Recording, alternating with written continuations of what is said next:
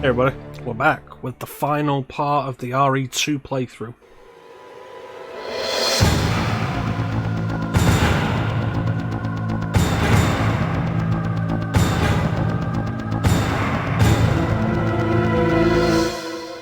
That's right, it's Claire B. That is louder today than it was yesterday.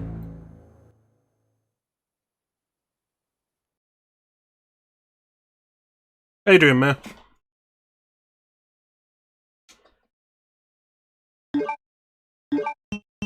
Let's jump right into it, because I have other things I want to do today as well.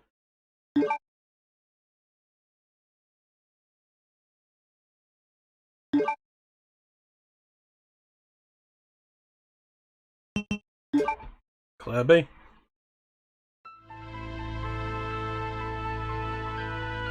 In the midst of the T-virus outbreak in Raccoon City, Leon Kennedy succeeded in escaping from the city following his encounter with one of the only other survivors, a woman named Ada. You know, alright? I'm glad to hear that, man. Seeking the deadly G. Let me know if the audio feels off. However,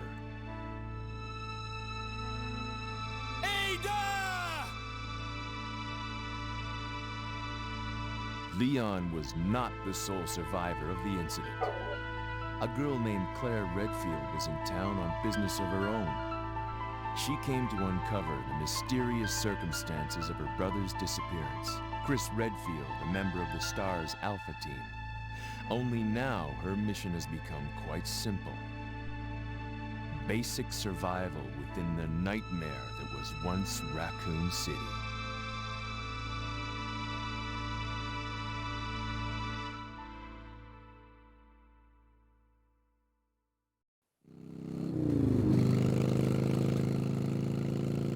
That should be good.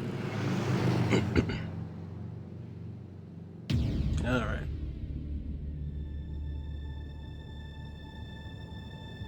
So while we're here, I got some more stuff on my wall behind me.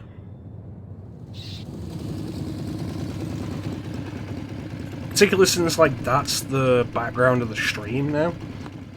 I'm thinking about just having a load of prints and posters and stuff just there. Yeah, I got a few more today. You can't see it, but there's a few a little further up. Let's see. There we go. Guy's a maniac. Why'd he bite me? So most of those were on the Discord. Hello? Is anyone here? I took pictures of them and put them on Discord because I got them from the convention. The one above this one, so this one here, this arrived today. That is a print of Cat from Gravity Rush because I like Gravity Rush. I'm sorry I bothered you, okay? Just don't come. And I also got this one, which is A Link to the Past Zelda, or A Link Between Worlds Zelda. It's the same design. And this one, which is Skies of Arcadia. Good stuff. It all started because I was looking for some Skies of Arcadia stuff. Wait! Don't shoot! My intention is, like, maybe eventually just have, like, a whole thing back there of really nice prints. Head to the police station. It'll be a lot safer.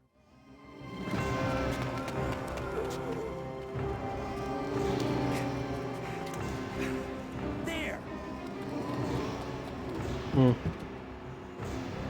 Buckle up. Okay.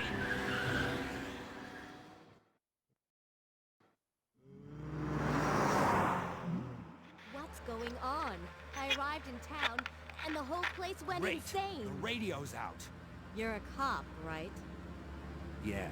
First day on the job. Anyway. Great, huh? Name's Leon Kennedy. Yeah, it's nice stuff. Mine's Claire. Claire Redfield. I came to find my brother, Chris.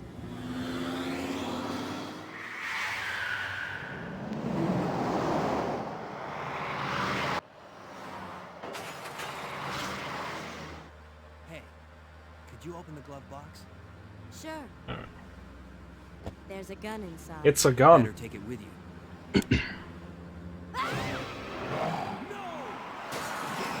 I need to go back and finish Skies of Arcadia. I talked about the whole issue of like the stress that's been giving me yesterday. But I think after we've done with Skies of Arcadia, the Vice the Legend run, which I'm a little concerned isn't actually going to end up being successful now. Once we're done with that, I don't think we're doing any RPGs 100% ever again. Because, like, goddamn.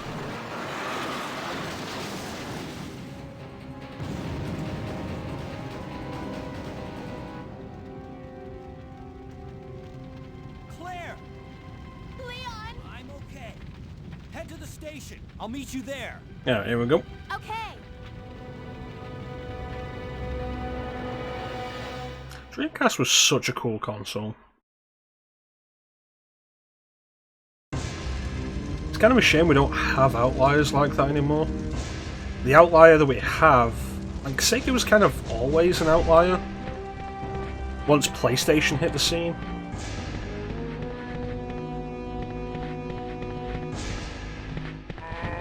Yeah, generally it is me. Like the Vice Legend run, the main reason for the stress of that is because it requires me to open every treasure chest in the game. But a lot of them are missable. There's a lot of areas you only go to once. So if I've missed any of those, that's it. That's not going to be doable.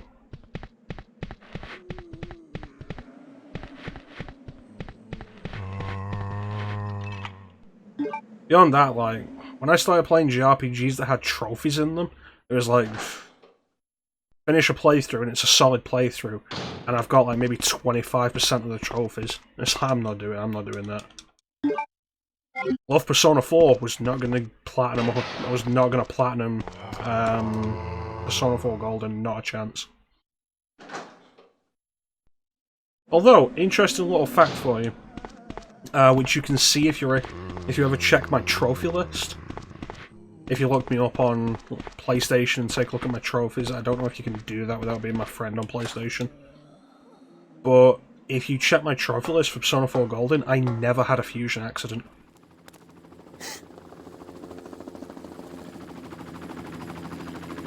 Hey! Get over here! Hurry! I can't set her down. I'll drop you a rope ladder. Grab onto it. Come on. Just a little more. Yeah, Dreamcast... Sega was always kind of an outlier. Which I guess is the place Nintendo holds now. But Nintendo's weird ideas have never been as interesting as Sega's weird ideas were.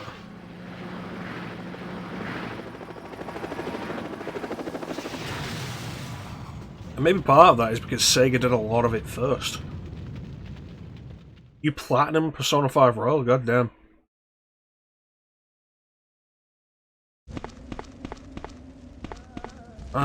I did platinum an RPG, that was Final Fantasy VII, like OG 7. That wasn't too much of a hassle. The biggest problem with that was,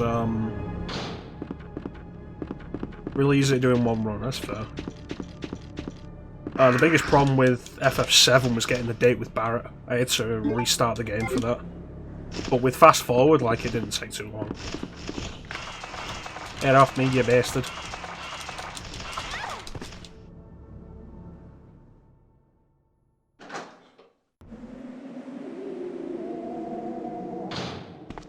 A lot of RPGs that I might consider platinuming, I don't actually own on PlayStation.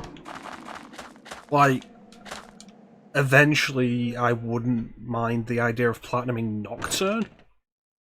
We did, like, you take the playthrough we did in, for the True Demon ending last year, and a lot of that stuff would be trophies. Getting all the Magatamas, getting the Masakados Magatama.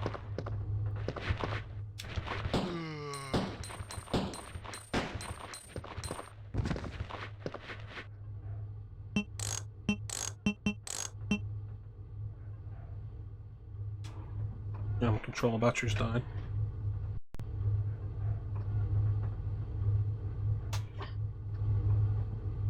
It's not good, because that counts against me on time.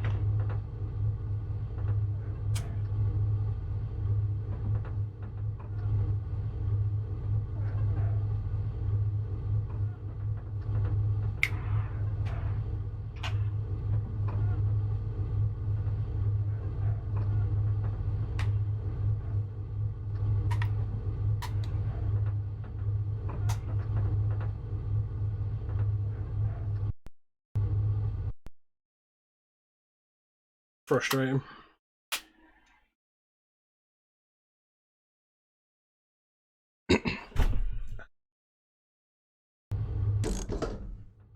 Yeah, I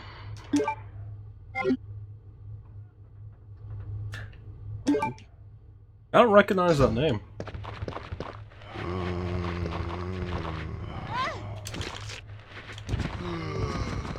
Okay, it's fine. Don't worry about it.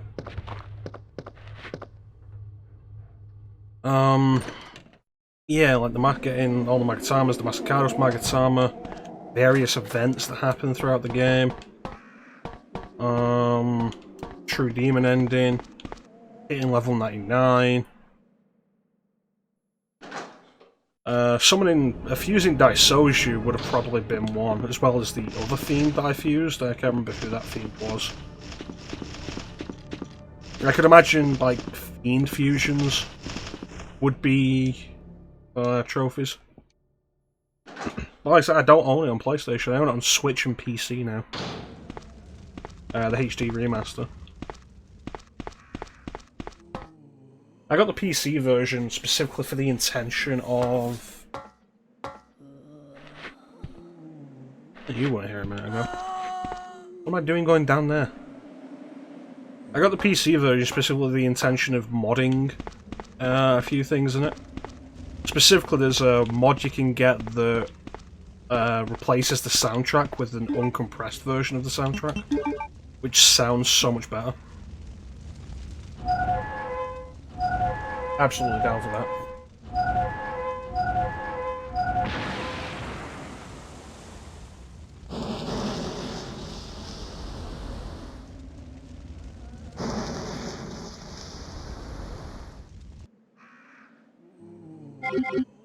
But as for platinums themselves, though, I don't do it very often, and I rarely have the intention to when I start.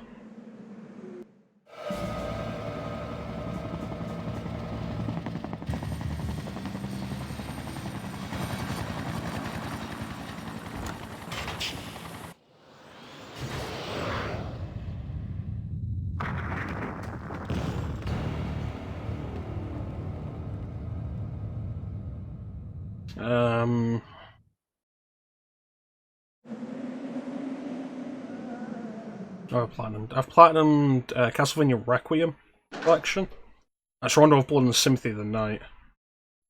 Wasn't too difficult.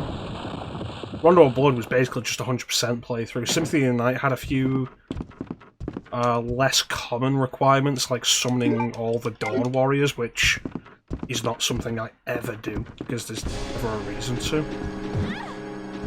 Fine. Specifically why I picked up the herb.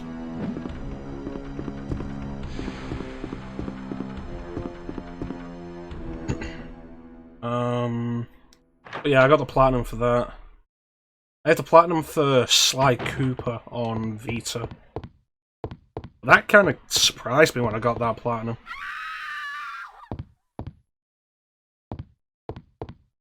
Because, I beat the game and I've been getting I've been opening all the safes, which, to open a safe in Sly Cooper, requires you to...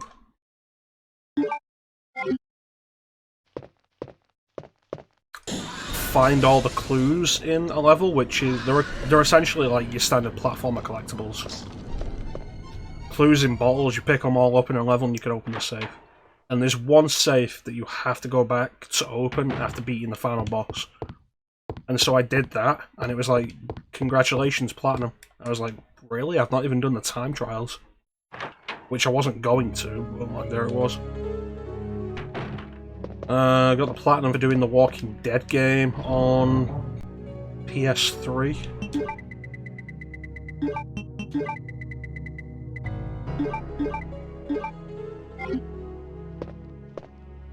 Platinum for FF7. The platinum for Lego Batman 2 on Vita. The platinum for Virtue's Last Reward on Vita. The platinum for Zero Time Dilemma on PS4.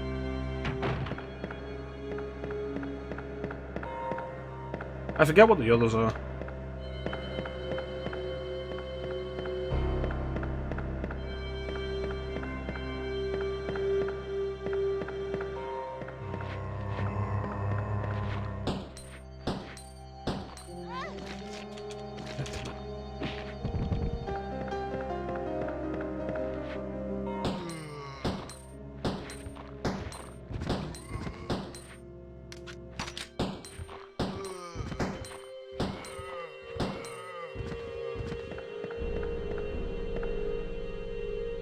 Well, I so rarely go for platinums.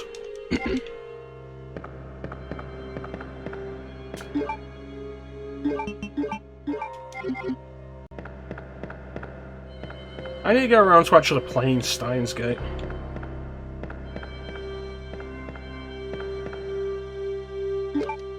I think Chance was talking about 13 Sentinels and was streaming it at some point last year. He seemed really into it.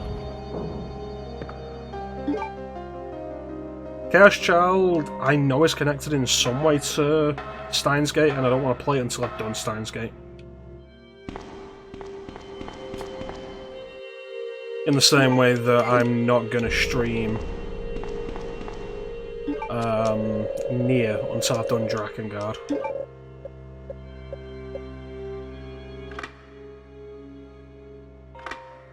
I should line up Drakengard. I've got so much that I want to do though.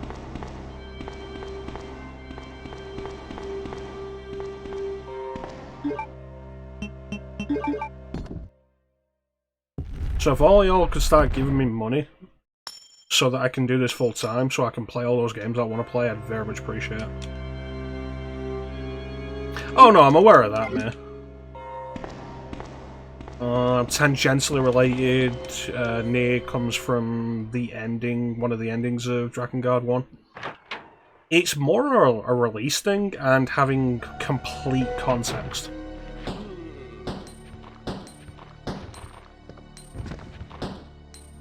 In the same way that,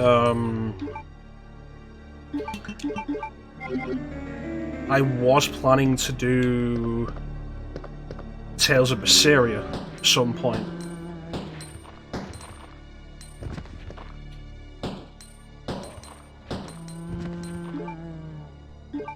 And then Chance was all like, Tales of Berseria is a prequel to Zestiria, you'll enjoy it more if you do Zestiria, and I was like, well, I guess I'm not doing Berseria until I've done Zestiria now. And that's where we're at. It's just that kind of thing. It's nothing major, I just like to have it done in the context of the stream. Same with stuff like Metal Gear Rising we were talking about yesterday. I want to do Metal Gear Rising after Metal Gear Solid 4, which I want to do after Metal Gear Solid 3. So then I've done them in order on the stream, so that if you watch the stream you can have context for them. So that you have the option to like watch them and keep the ideas there within my stream.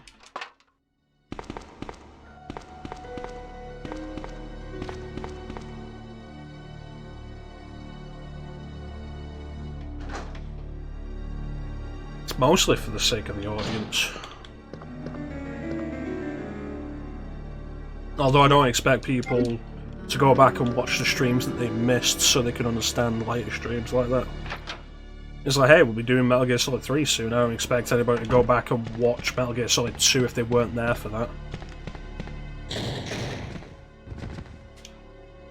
Or even if they want to watch Metal Gear Solid 2 to watch my stream of it rather than a better Let's Play of it. It's just so the option's there, I guess. I don't really know.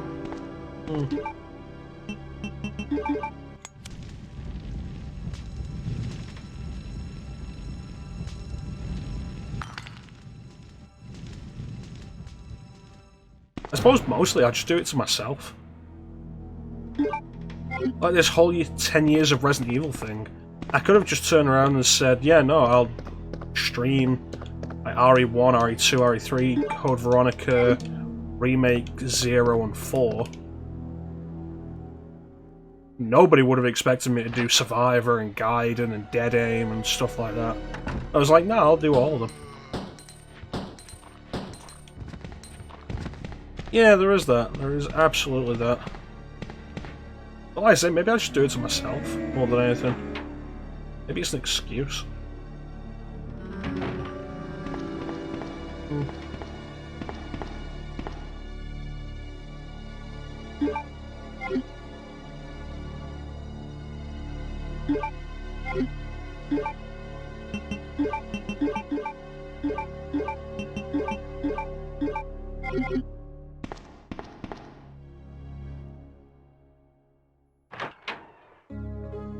mean, the old streams are there if you guys ever want to check them out.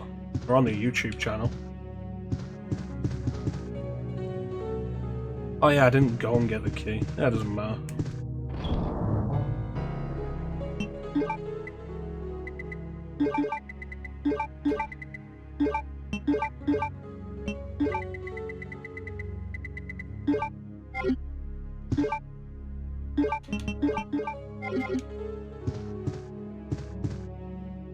Yeah, it really is a me kind of thing.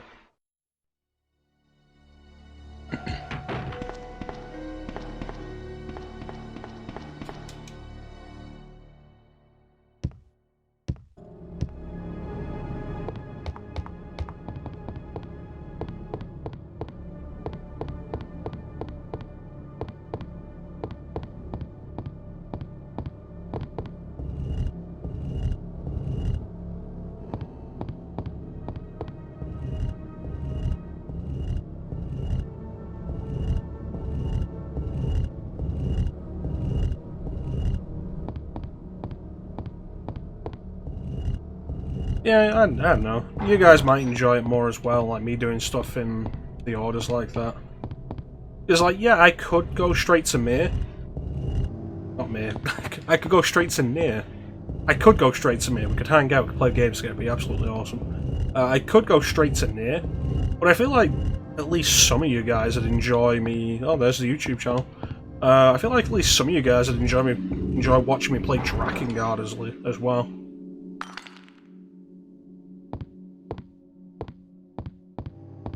I suppose the biggest problem with it is that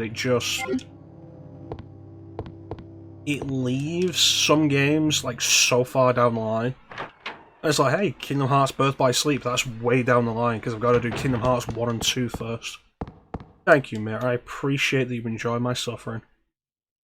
I still need to pick up Drakengard 3. Leon! It's good to see you're still among the living. It looks like we're not gonna find your brother here after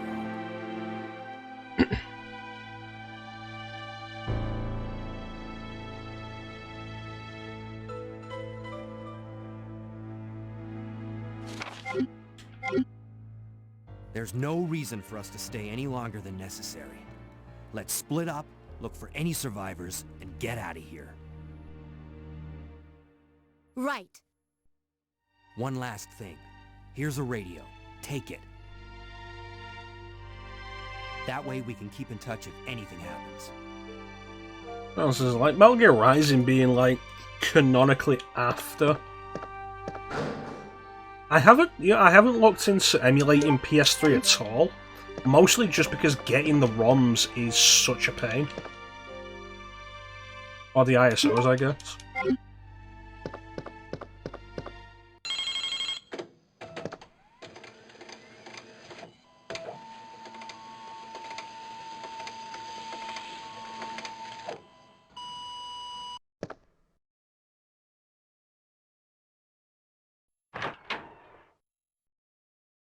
Bad enough when I'm trying to get Wii ISOs.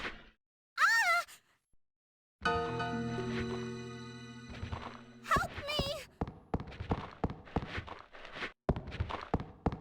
Yeah, those games are pretty big. I do want to do a Asura's Wrath at some point. I got it on Xbox. I do have it on... I might still have it physically on PS3 somewhere. And I do have all the DLC on PS3, but because it's backwards compatible on Xbox, I bought it on Xbox, and I think I got all the DLC there as well. As part of my continuing, never-ending battle to just be able to play as much as I can in one place without having to swap between a dozen different consoles.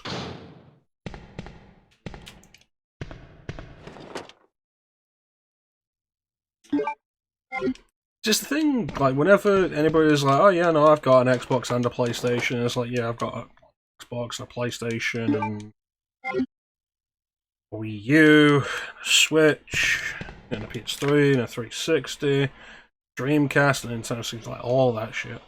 It's like, why? Because there's so much you can't play on other systems that is absolutely worth playing.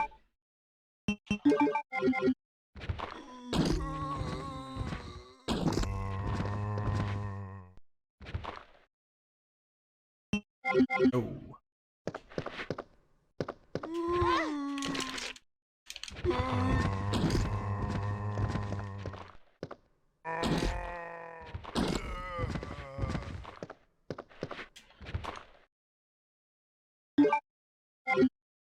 That's fair. Honestly, like, emulation at this point with this kind of thing right here, this is more about convenience than anything. It's not that it looks better or anything, because I was always very happy with the visual setup that I managed to get for Dreamcast. Like, VGA through an HDMI converter always looked really nice. I was always quite happy with it. It's more just about convenience. I don't have to bust out the Dreamcast to do this kind of thing. But, like, if it's gonna work better on actual hardware, I will get out the actual hardware. If it's necessary, it's necessary. Although I will say, in... that would have been a word. On the topic, not in. On the topic of Art and Illico, I am grateful to Megumi for streaming that because it's confirmed that I have no interest in playing it.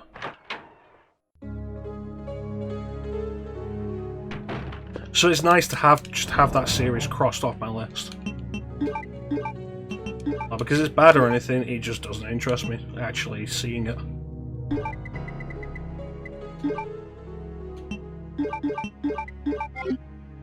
You know what, let's go do this now. So I don't forget.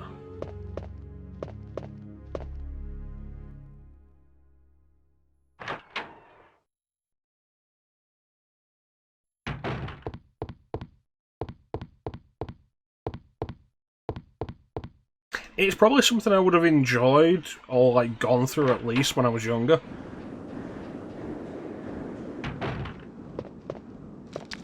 Oh shit, I forgot about you.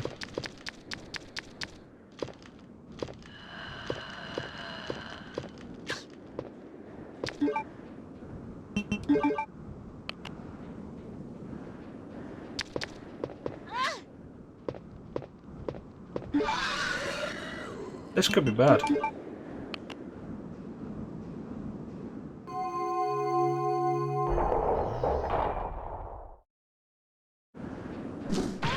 Yep.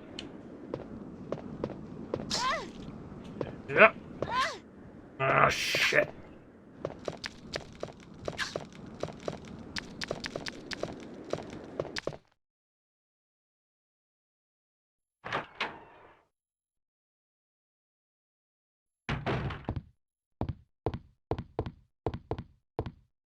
This ain't a good playthrough. Fucking lie to me.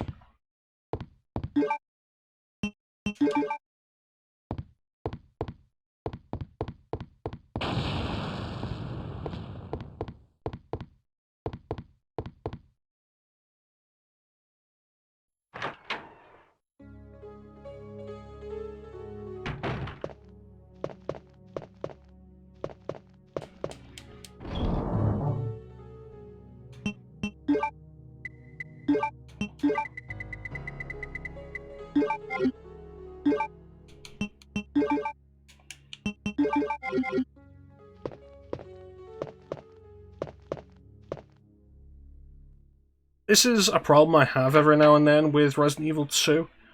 Trying to keep the enemy positions coherent in my head between 4 scenarios. And sometimes I mess it up.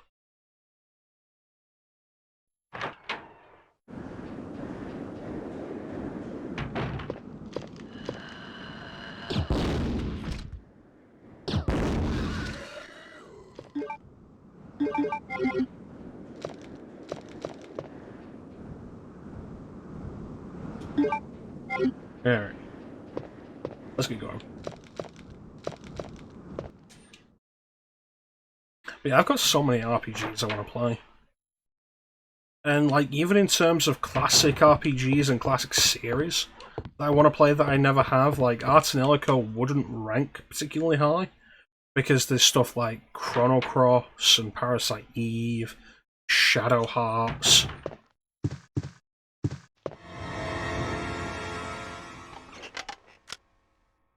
Oh, I'm terribly sorry. So if I'm gonna devote that much time to a game, there's other stuff that interests me far more than Arts and Illico. Yes, that's me.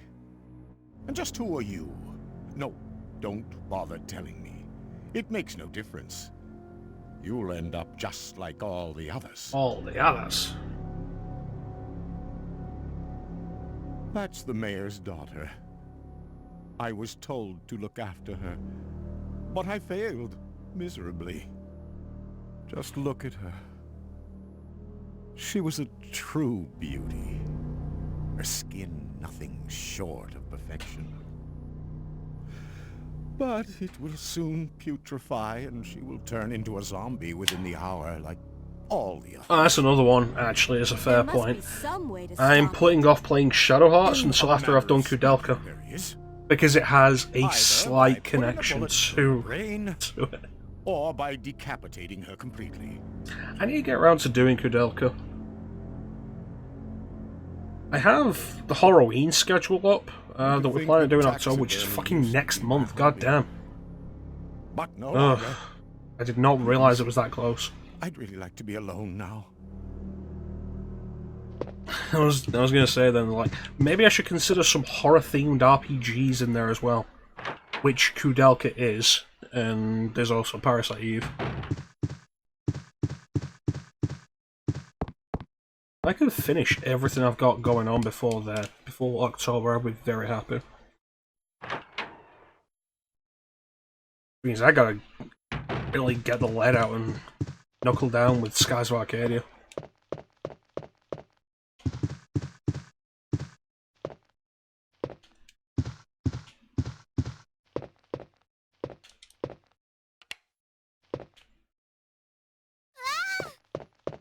Wait. Let me go! Easy, easy there. I'm not a zombie. You're safe now.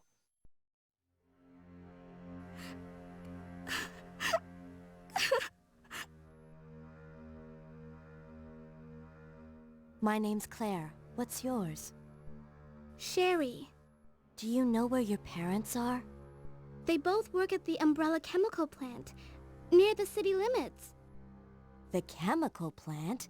Then what are you doing We're not doing here? Chemical Plant Zone again. My mom called and told me to go to the police station because it was too dangerous to stay at home. From the look of things, I'd say she was probably right. But yeah, It's Halloween, I dangerous did not here as realise it well. was that close. You'd better come with me. But there's something out Halloween there. was a name that I came don't up with know like what it years is. ago But I saw it. for like horror larger than any horror double zombie. focused And month. it's coming after me. What was that? That's what I was Like telling centered you on about. October. It's here. And like I never thought it was Sherry, wait. great, but it was acceptable. And other people quite liked it.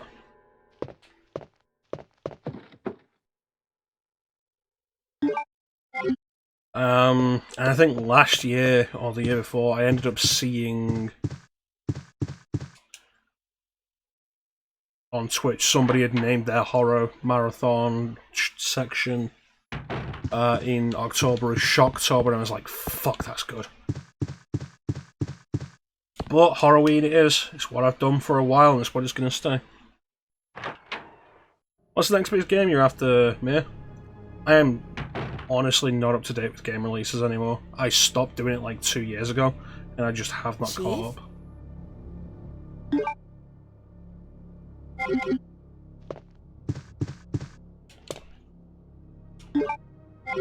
Well, I forgot Soul Hackers was even releasing last month until like 2 days before it came out.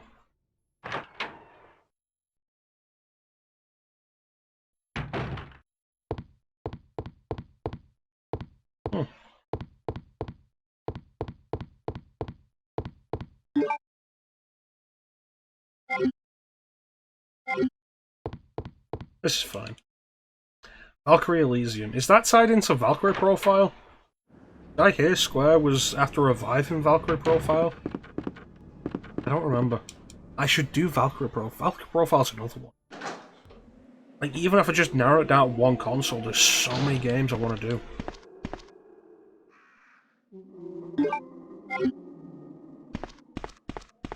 Like, just PS1, it's like Valkyrie Profile, Vagrant Story, Parasite Eve, Kudelka, Suikoden 2. Comes with a digital copy of Lenneth. It's gotta be emulated then, doesn't it? Because Lenneth was a PSP game.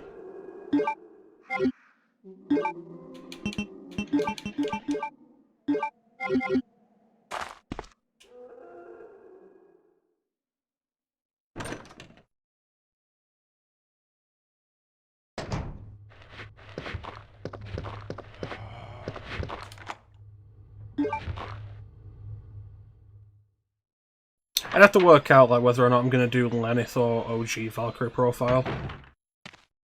Dog. I can pick this up.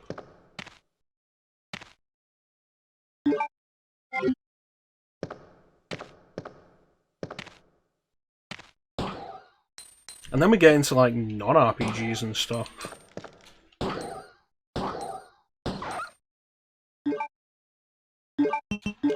And like, I wouldn't mind doing the Spyro and Crash games on stream. Mostly because, like, I've never done a huge amount of the... I've done, like, maybe half of Wrath of Cortex for Crash. And, like, that's it. I never finished it. I've never actually played Twinsanity, and I've heard Twinsanity's pretty good. I've did a little bit of like Enter the Dragonfly for Spyro, and it was really bad. Like, I'd be down to play a Hero's Tale, and then the Legend of Spyro games could be interesting. So like, I'd like to get to them.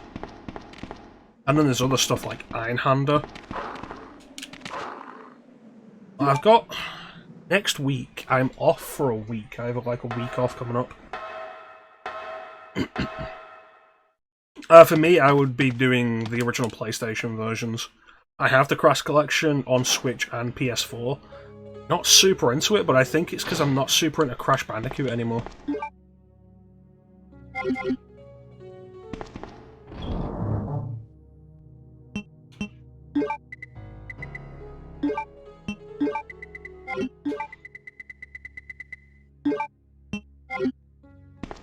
I also have the Spyro collection on Switch, and I'm not super into that because I think that the new graphical quality is more of a problem than it is a fix for anything. Sherry, I've been looking everywhere for There were you. things to fix I'm in so Crash. worried. Spyro 1 through 3 played fine. We've got to go now, honey, okay? If we stay here, that monster will find us. Let's go. No, I won't.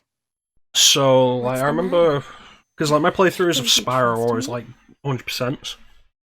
Just because it's not simple enough that, to do, Claire. It's because of my and not as daddy. huge hassle, He's over there. unlike the Crash I heard him games. call my name. Daddy must have been attacked by the monsters. I have to help him. I had so much trouble finding a gem in one of the first levels in the Spyro collection, Wait, Sherry. because it don't was go hidden alone. behind a piece of grass Sherry, that wasn't there in the Sherry! original. Because the original didn't have that grass texture.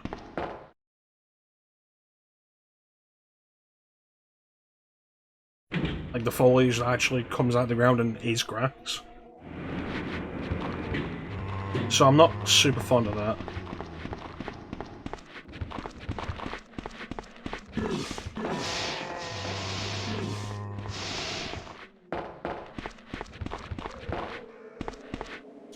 Yeah, I don't know, like maybe at some point go through all the Crash games, go through all the Spyro games, and then circle back around to do the collections? I don't know.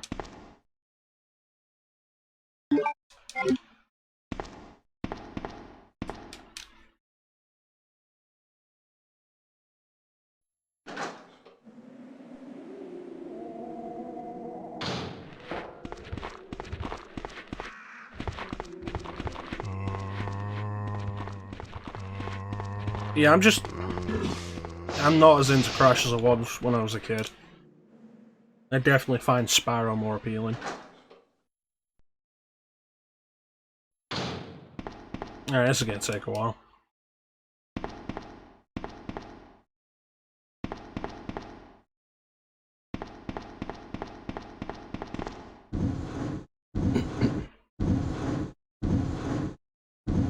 Yeah, like, I'd love to sit down for a session, like just a stream, and do like all of Einhander.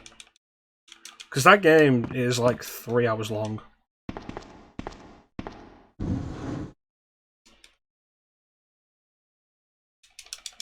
I know Chance would absolutely love it if I went back to Gunvolt.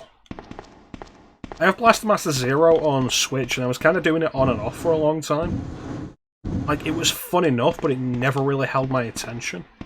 But it was also, like, not it wasn't particularly challenging or anything. It was a game I could just do to unwind for a little bit that I hadn't done before, and I just never ended up finishing it.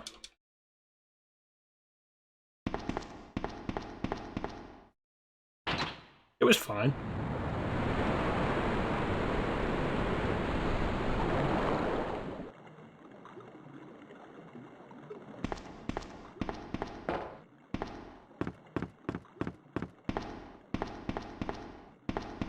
Maybe part of it is I'm just over the faux NES look. With like the limited colour palettes and stuff. And if you're going to hold my attention with something like that, then it's got to be really engaging. Like Shovel Knight or Bloodstained Curse of the Moon.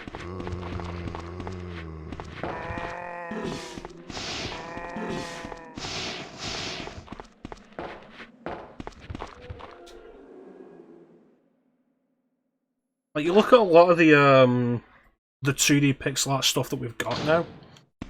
Oh, that's the wrong one. This is a terrible playthrough. You look at a lot of the 2D pixel art stuff that we've got now, and so much of it is so much more visually interesting than just like faux NES. Even if they're not dealing with like a huge number of colours. It's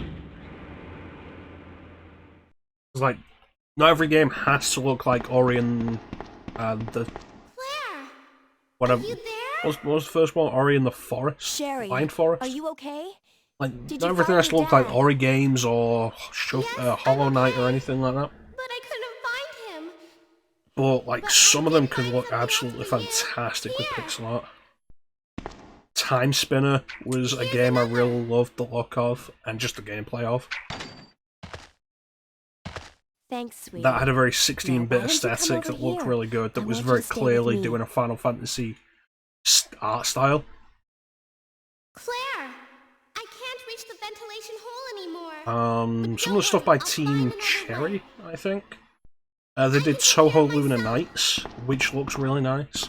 Wait, Sherry, And come back. D-Lit, Sherry! Record of Lotus Sherry! Ward, or D-Lit in Wonder Labyrinth, which again looks fantastic. Do you The read me, pixel Claire? art on both We now those is have amazing. access to the back of the parking lot. Got it. I'm getting out of here and heading to the sewer. Can you meet me there? I'm on my way.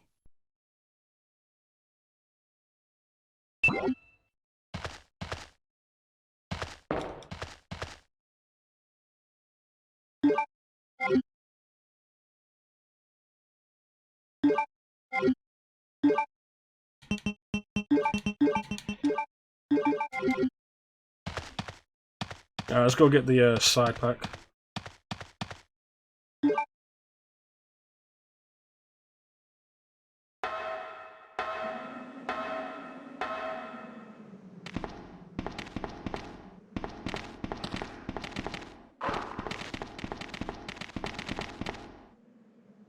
I don't know though. I'm not usually one to criticize 8-bit visuals. Yeah, she did. I think I mentioned that when we did Claire A, like, the weight of those things, it's gotta be like at least £10, surely. Because it's a pack of 6.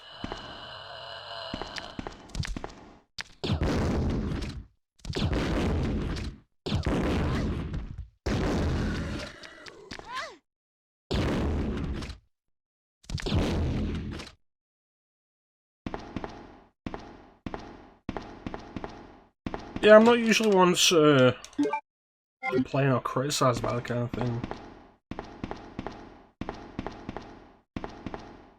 I don't know.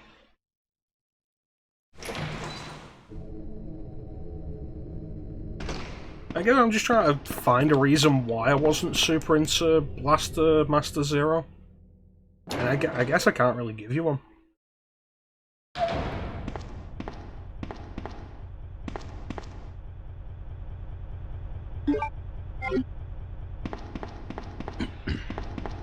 It was fine. It didn't grab me.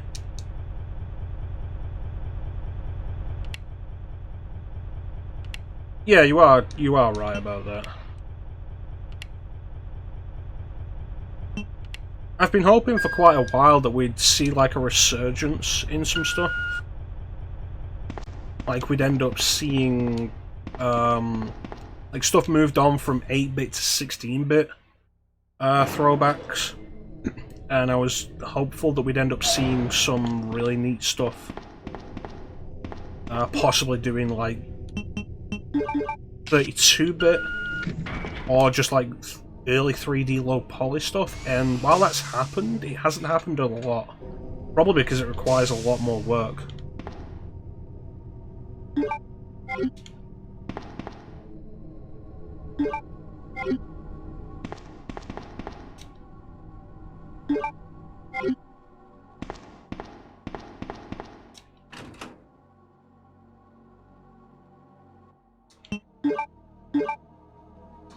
Like, you look at some of the stuff there is,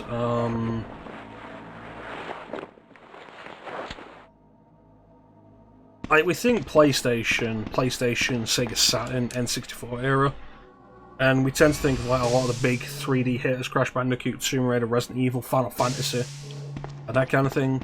But when you think about the stuff they did with 2D stuff, like the 32-bit era was absolutely phenomenal for that kind of visual design, even if it was never very big.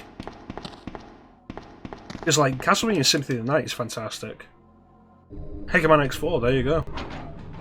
Mega Man X4 looked really good.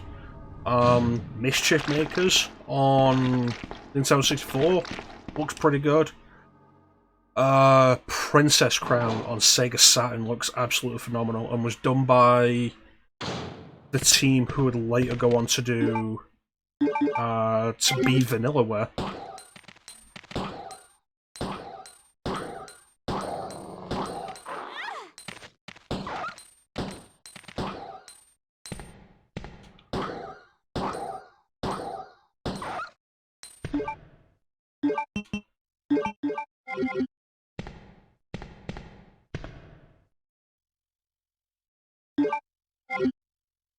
Like, that's absolutely a peak level.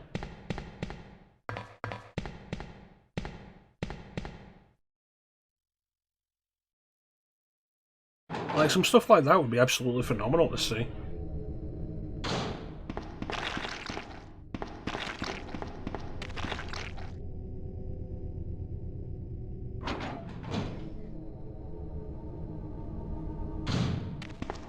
Hell, you mentioned it earlier, Valkyrie Profile. Valkyrie Profile's a 2D game.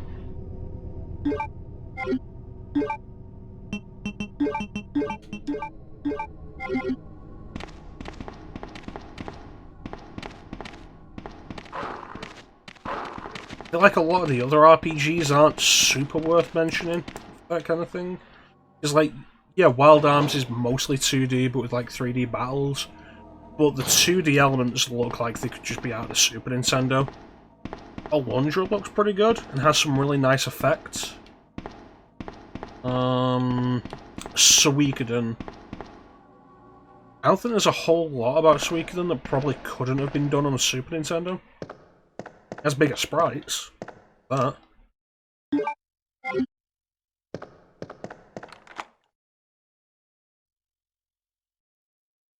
I need to grab the lighter.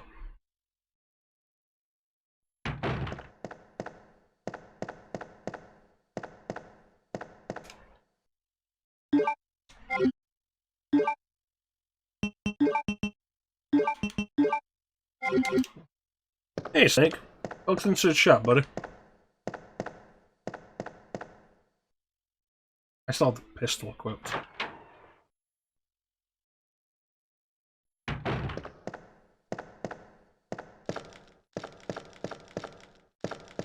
So we head back to the chest.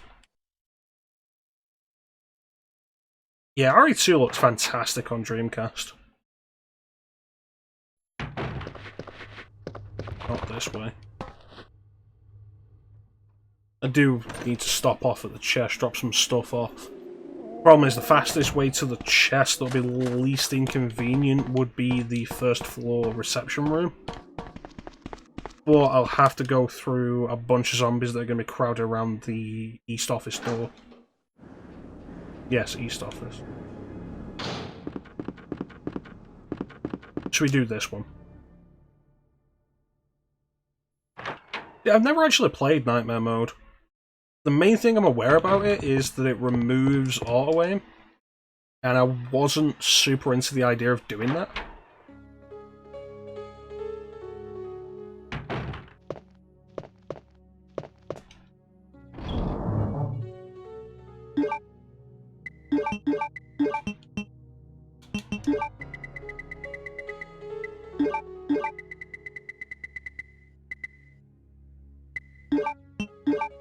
I want to keep that. Keep these two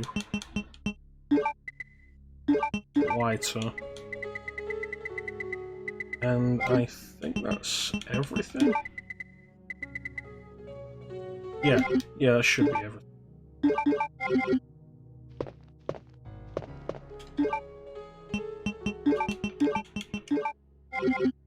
Keep those together.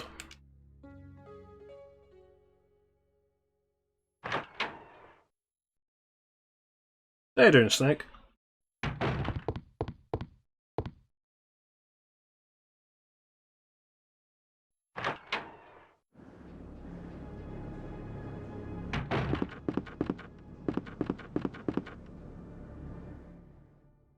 This has been a terrible playthrough so far. It all started when the batteries on my controller died. I'm doing alright, I'm doing alright, aside from this terrible playthrough that I'm doing.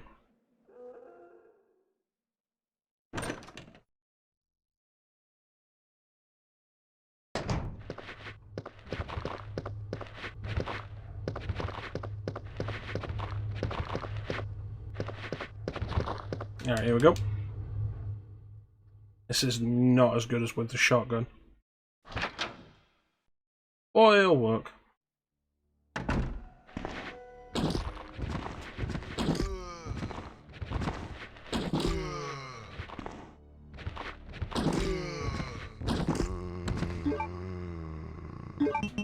You know, I'm not entirely sure. I feel like Claire B is underrated. There we go. Which is what we're doing now.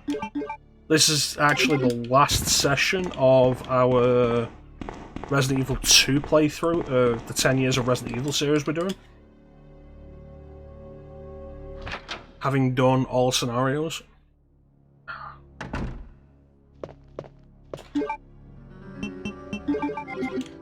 I think Claire B is like definitely the most underrated and underused. A lot of people do like Claire A, Leon B because it's the canon scenario, and there are people who do Leon A, but like, you don't see Claire B a whole lot.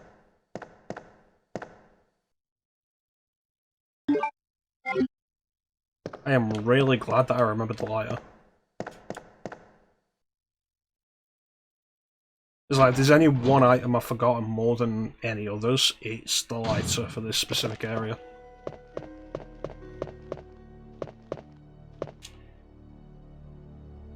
I've also done this game a lot. I've done it so much that this is going to be probably the last time I do it for a long time. It's a good game. Damn good game. Make this work.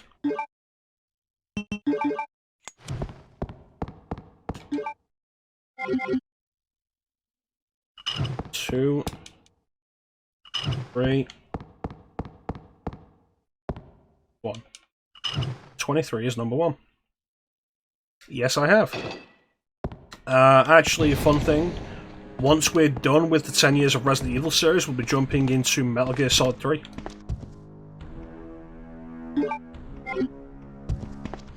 Get out of here.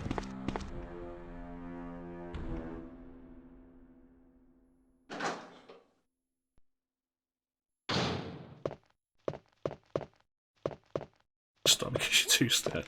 First one you beat was Survivor? How did you not get so scared of Survivor?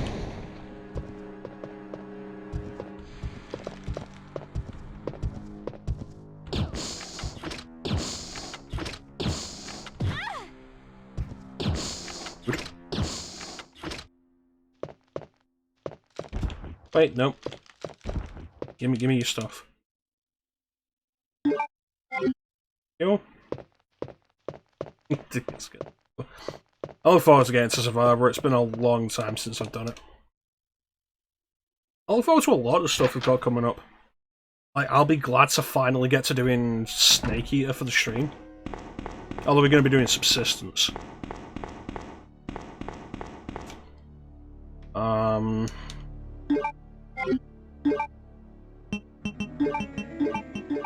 Finally doing Code Veronica on stream so people will stop pestering me about it.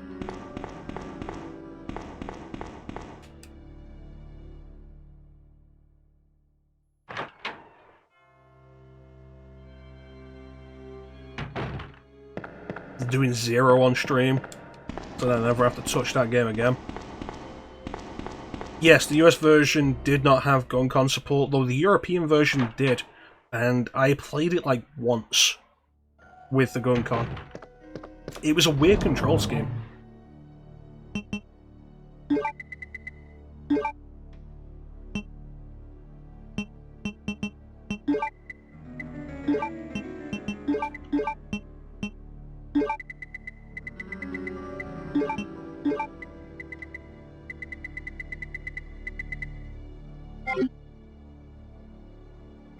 Yes, with them. It was a weird control scheme. If I remember rightly, like, you double tap the trigger to move forward.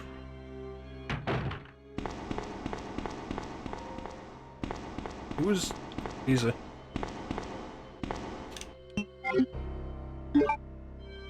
RE4 make. I'm curious. I'm very curious.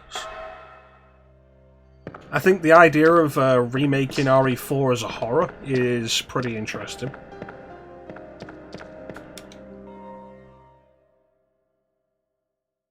I'm really disappointed that they're not remaking Code Veronica.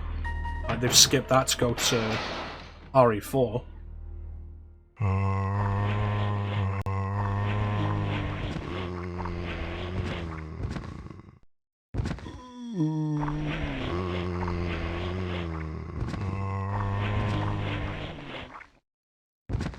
Would have liked it if they'd done Code Veronica, because Code Veronica was more in need of a remake than RE4 is.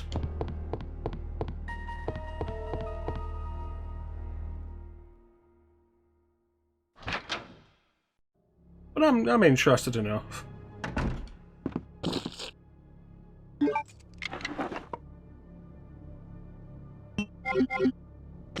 You know, I was hoping that'd be Flame Rounds.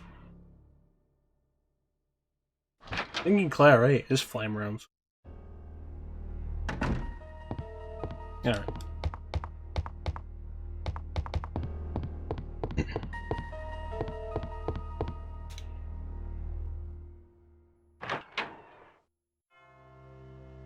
Yeah. It's interesting. Interesting concept.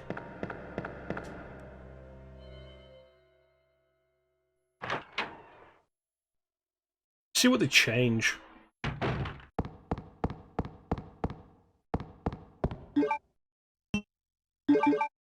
It's like, to justify its existence, like more so than RE2 make or RE3 make, to justify the existence of a Resident Evil 4 remake, which still plays fine and is available on everything, like, they're gonna have to change a lot of stuff up.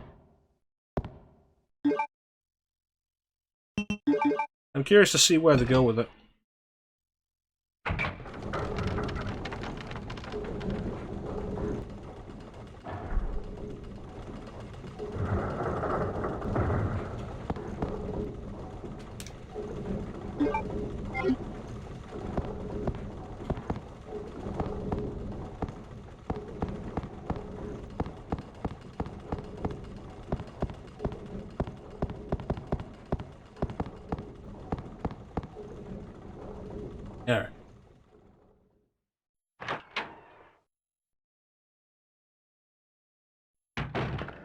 I'll probably end up doing a first playthrough of it on stream. I did that with Resident Evil 3 Remake and Resident Evil Village. And, like, they were fun enough to do on stream.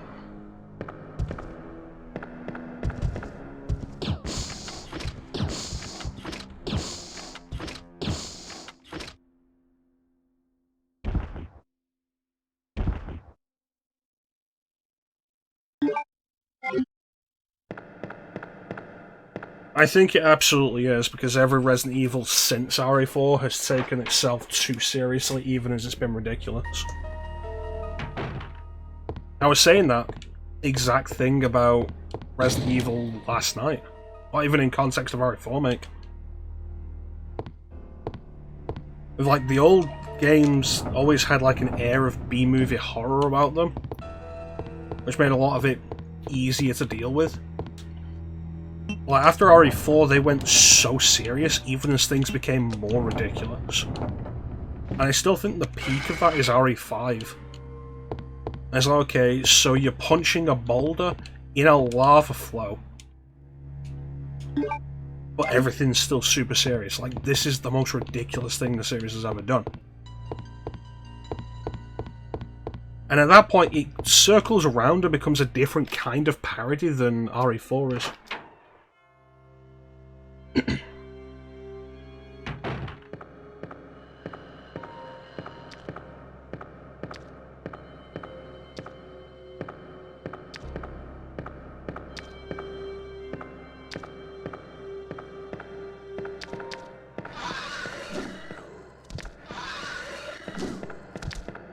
Please stop doing that.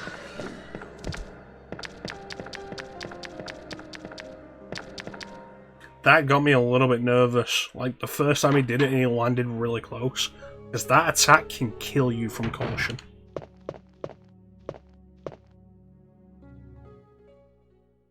But we did it. Good stuff. Alright, let's go.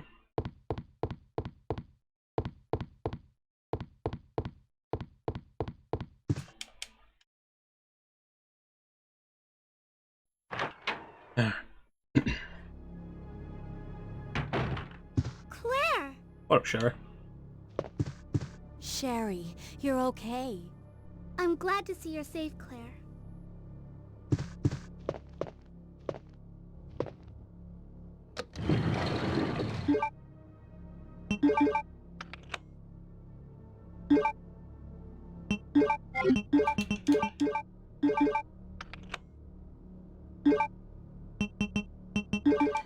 How you doing, Star? Sherry was Chief Irons the whole time. Claire, I'm glad to see you're okay, Claire. Claire! Have you seen my taxidermy? I'm going down there. It used to be Stay my here hobby. and wait for me, okay?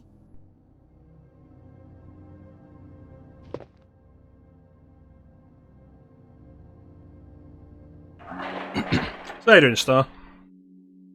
You good?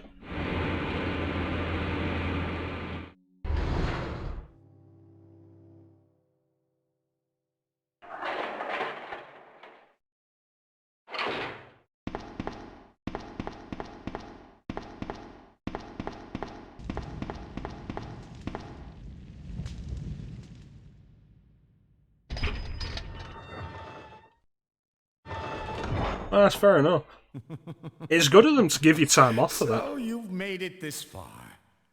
Not bad, girl. But I'm not letting anyone leave my town. Everyone's gonna die. Calm down, Chief. What happened? Shut up! You couldn't possibly understand what's happened. Those monsters from Umbrella have destroyed my beautiful town. How could they do that to Good me stuff, after Star. everything I've done for them? Good work. So it's true. You have been working with Umbrella. Then you must know about the G-Virus. What is it? Tell me! If you must know, it's the agent. I mean, to be fair, it's a fairly generic look. Bioweapons. Superior to the T-Virus in every way. Dr. William Birkin is the genius behind How was the school year you first played this? William Birkin. Hmm. I'm sure You've already seen his little girl running around here somewhere, It's interesting that Chief Irons has an ID badge. isn't it? In case you haven't already figured it out, Since he had a limp. the Oof. monster that's been tearing my precinct apart is yet another product of the G-Virus. An ultimate bioweapon. Umbrella must be trying to cover its tracks. But if I have to go, I'm going to take you with me. What the?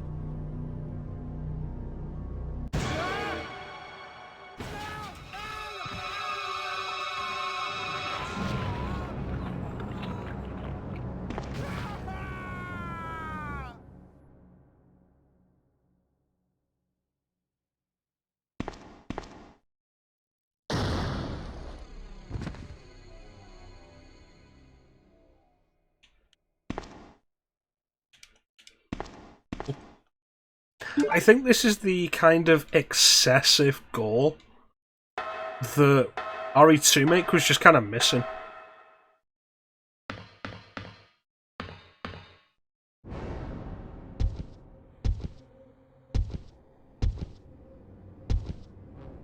Like I say, with I said it last time with the parasite, the G embryo bursting out. It's a lot tamer in Remake, RE2 Make. Except for the first cop death, which is only really gory and violent because you see a chunk of the guy's neck in the zombie's mouth. But meanwhile, compare that to RE1.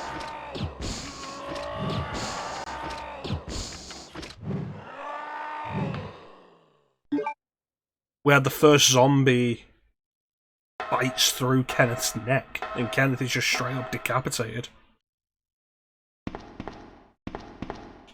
Oh, there's acid rounds there. Oh, the guy gets cut in half. Yeah, that's fair enough.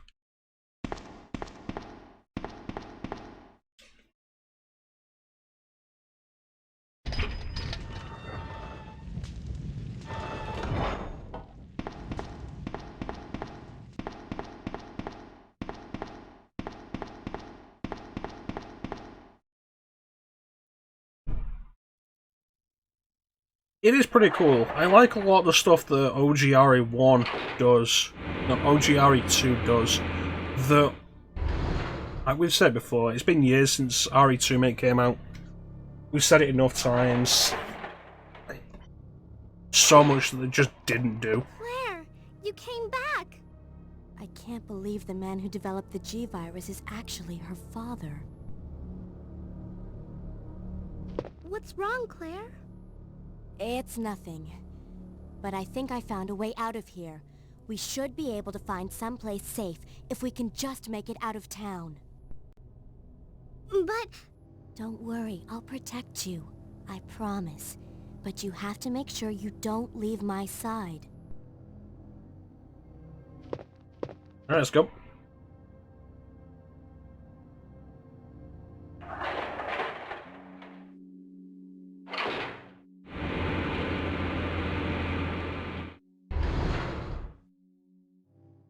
No, I never used the bow gas in a scenario. Honestly, I'm at the point now where I just rarely use the bow gas at all. Because it feels like it doesn't make a huge amount of difference in whichever scenario you use it in.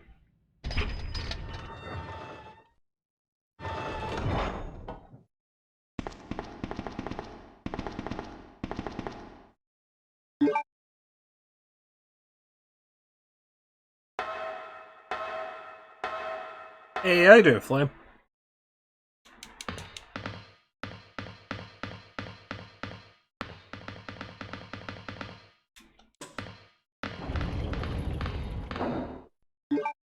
You know what I need to get back to actually doing? Is I started it like years ago and then stopped because it was awful. Deadly Premonition. I was doing the original Xbox 360 version and it was just kind of tedious.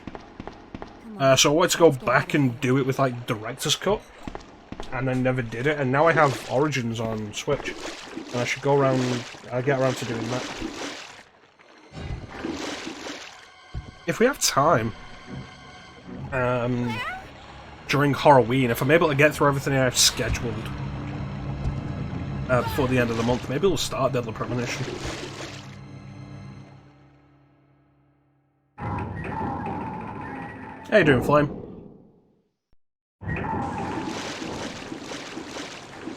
Yeah, I own Director's Cut. You don't recommend Origins? You say Origins, you mean like Switch, because it's not on anything else, is it? Sherry! I love that Claire B just lets Sherry go, and you don't play as her, and then she turns up later, and like it's so good.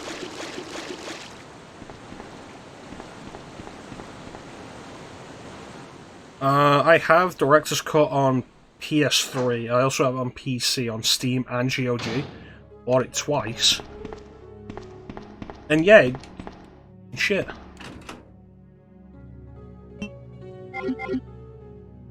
Twitch is just a bad port of vanilla DP. That's fair enough then. Maybe I should just do PS3 Director's Cut. I've no interest in ever doing Deadly Premonition 2.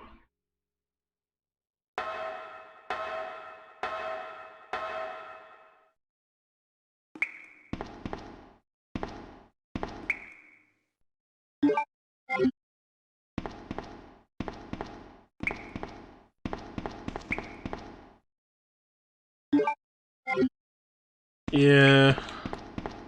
Yeah.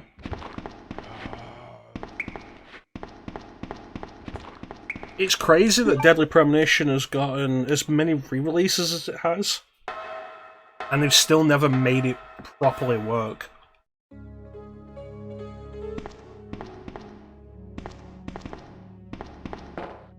Let's just go straight to the other side.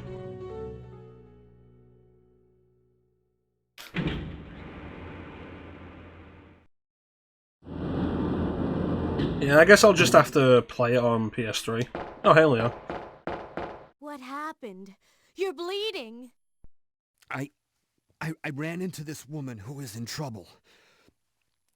Her name's Ada. Right after that, someone tried to kill me. Nearly succeeded, too. Ada went after the sniper, but I'm worried about her. You gotta find her before something happens. But you've been shot. I'll be okay. It's Ada I'm worried about. Oh, see you.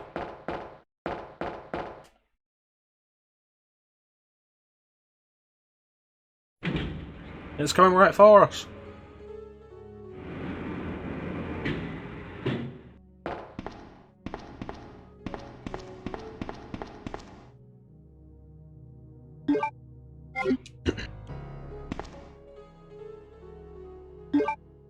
But yeah, Deadly Premonitions... I never finished Deadly Premonition, so I still don't know what the solution to the mystery is.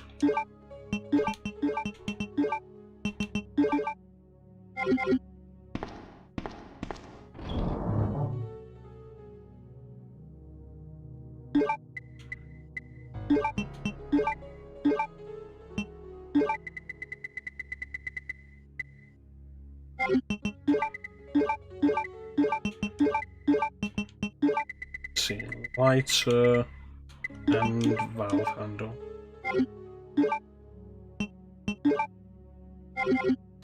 I like to get that other tour out as well.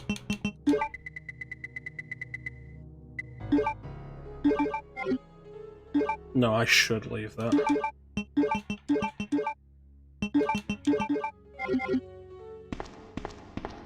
Yeah, so Deadly Premonition's a weird game.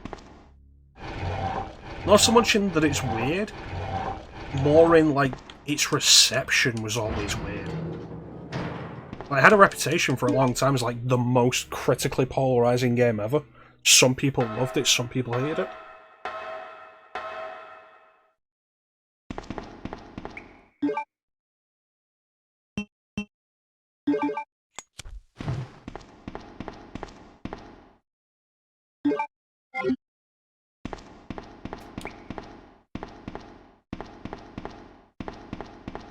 with flame rounds. Yep. Got that Birkin fight coming up.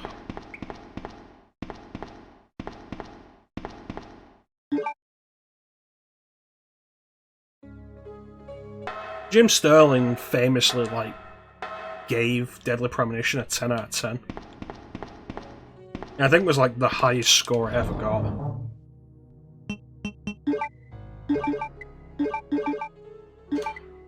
That's probably a big part of the reason why anybody, like, even knows about it.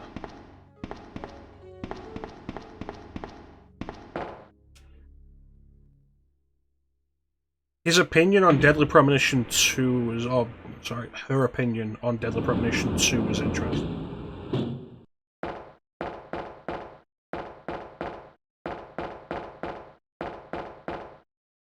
Still, because, like, Deadly Premonition 2 comes out, like, 10 years later. Runs like absolute shit.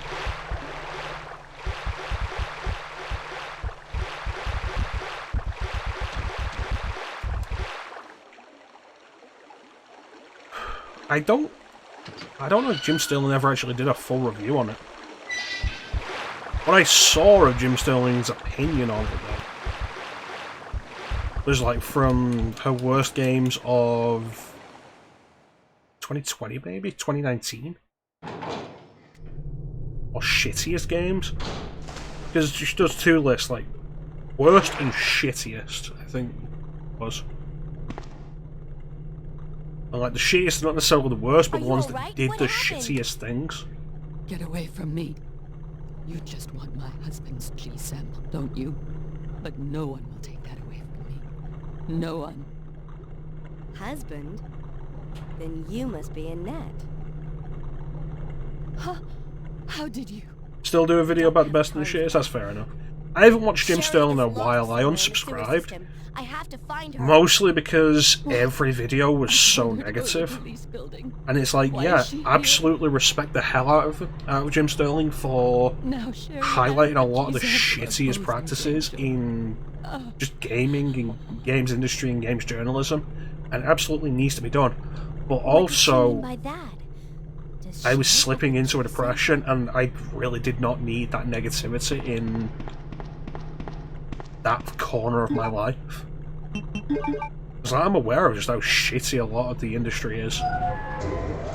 Having it being focused upon every Monday didn't help me. And it fell up on the sewage.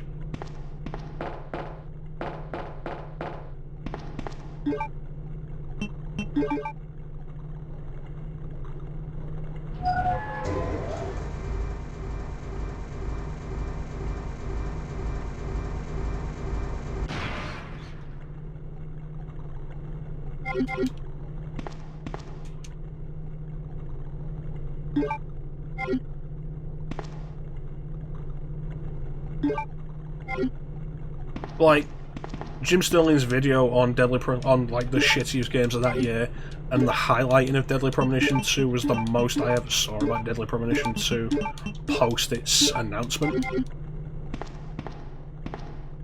I'd heard things mostly about the frame rate, which, like, actually seeing that in action was impressive. Like, the fact that any game could be released, as an open world game, where the open world dropped the frame rates down to single digits. Unbelievable. There it is. And also the game has transphobia in it, which was shitty. But then Jim Sterling brought up the whole thing of, like, people, like, pulled the developer to task for that, pulled Swery to task on that. And Swery altered it to still be transphobic. And turned around and said, this is it, this is my vision as I intended it, and refused to change it anymore to actually fix it, to make it not transphobic. And might have started blocking people who mentioned it on Twitter. It's something shitty around that. And that's all I know about Deadly Premonition 2.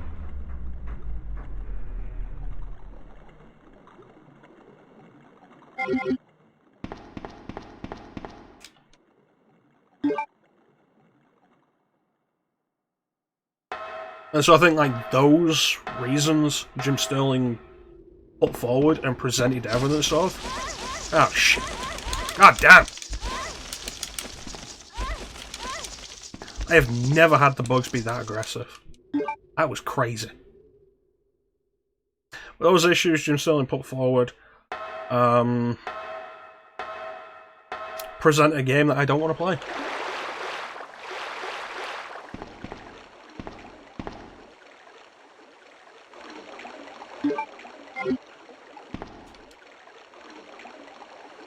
That is stupid, man. It's absolutely stupid. It's like, oh, the jank of the series. Like, no. You don't get to do that. It's like Earth Defense Force is jank.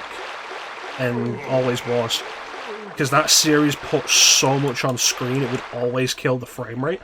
But it was great because it was ludicrous and over the top. And as the series went forward on some more powerful platforms, they fixed that frame rate issue as they went forward. It took them a while. It took them several games to do it.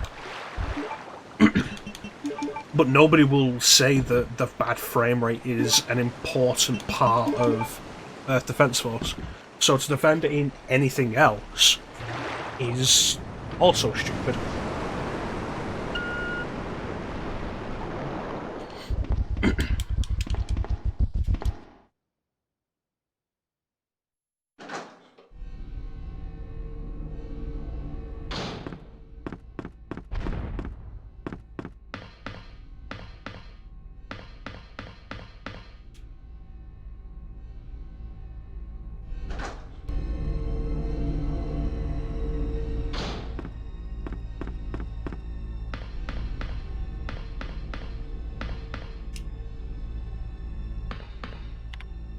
And at that point, you're just making excuses. If you like the game despite the frame rate, fair enough. On something besides the least powerful. But that's the thing, that makes it less excusable. If it was on everything, including the Switch, it'd be like, oh, and the Switch version's got a garbage frame rate. It'd be like, right, another game where they've not bothered to port it to Switch properly. Sherry. But it's not. It's this game was made for the Switch and has a garbage frame rate. So there's no excuse there. Sherry, did your mom give you something called G-Virus? Either a vial or a test tube? G-Virus? I've never heard of anything like that before. Are you absolutely sure? If you give it to me, I'll hold on to it for safekeeping. But I really don't have anything. It's the truth. But why would her mom say something like that? Well, let's go.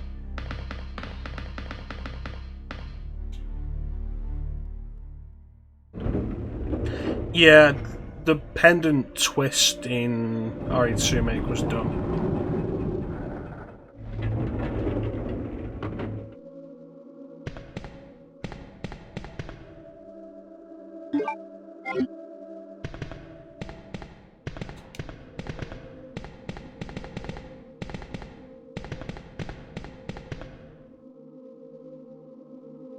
Well, it's like, okay, so you've got this high-tech, high-security lab, and here's where all the viruses are contained, all the viral samples.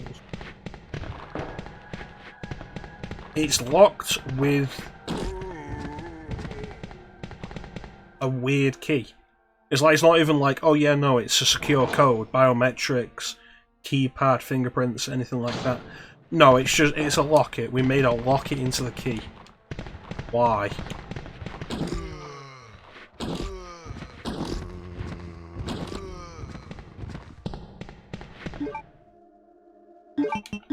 Absolutely, like, the G-Virus being in Sherry's pendant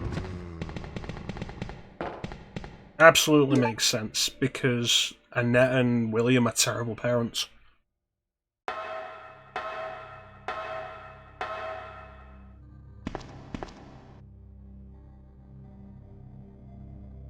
Sherry, wait here. I'm going to check it out by myself. Okay, I'll wait here, but hurry back. And terrible people, yes.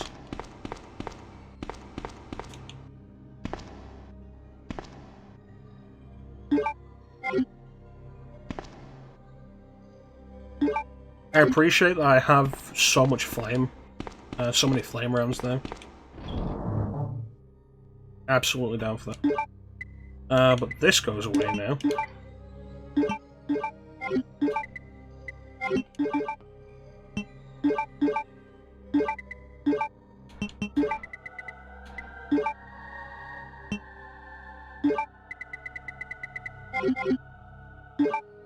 Pretty much. It's how you could guarantee that Sherry would keep the pendant.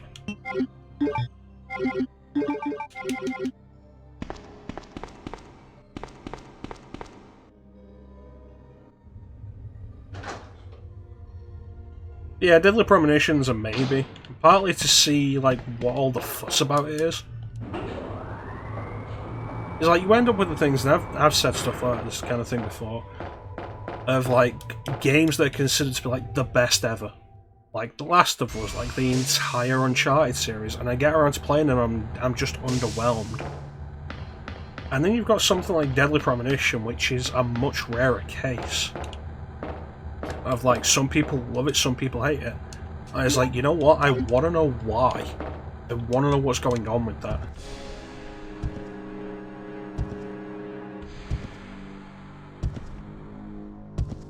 So we'll do Deadly Premonition eventually.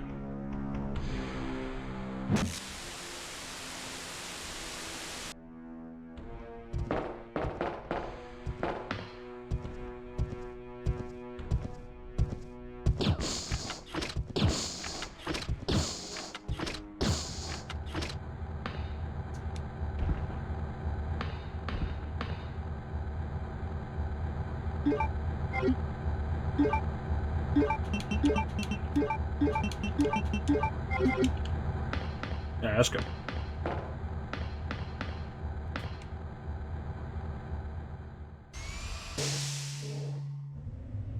I don't think we ever need acid rounds again.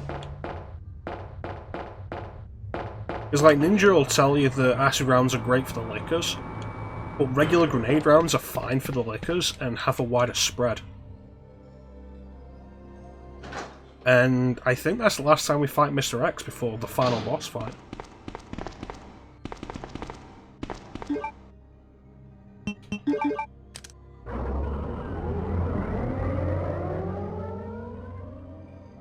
Okay, Sherry, That let's walkway go. star.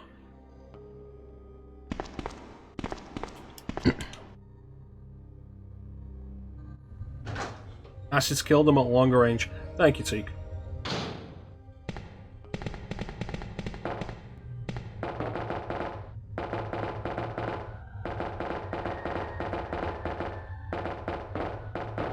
Presumably it retracts. It's a retractable thing, like the elevator would have to fold in as well. How you doing, Teak? Mistake. But like, in response to the acid at longer range, it's so uncommon to ever have a licker at a range that's outside of the grenade rounds.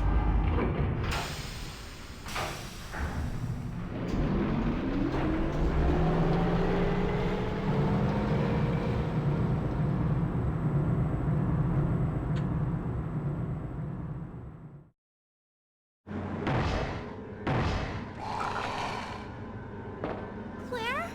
What was that? Sounds good. Glad that's working out for you, Teak. Don't worry. Just wait here. Don't worry about the I'll big go and see hole. what it was.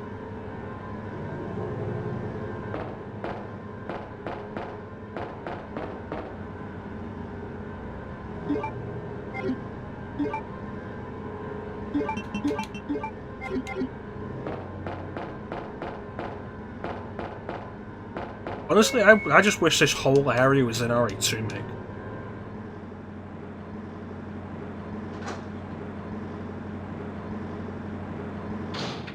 Alright, let's go set a guy on fire.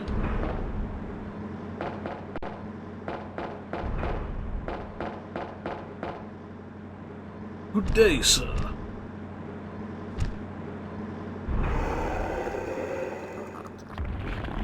You seem unwell.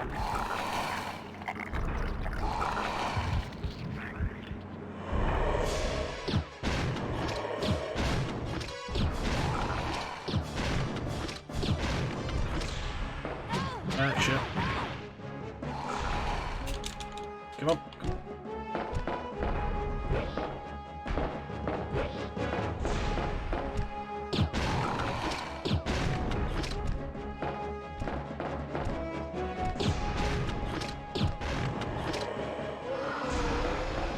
Bitch.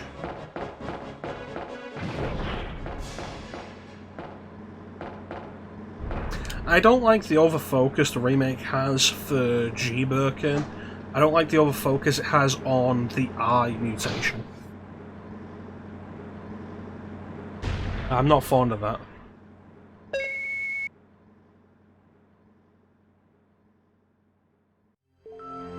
Isn't this... That's okay. You keep it. I'm sure it'll keep you safe.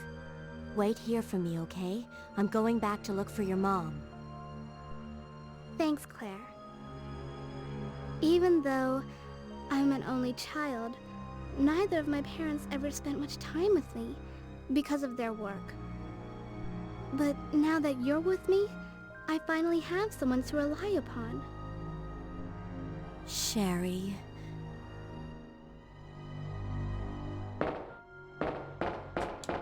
I understand that in keeping the eye as it is, like Birkin's first form, great.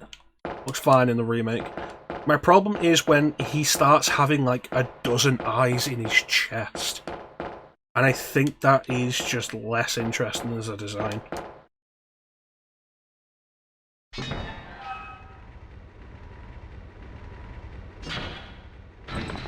It's weird that Claire put the jacket on for her in this. In B scenario.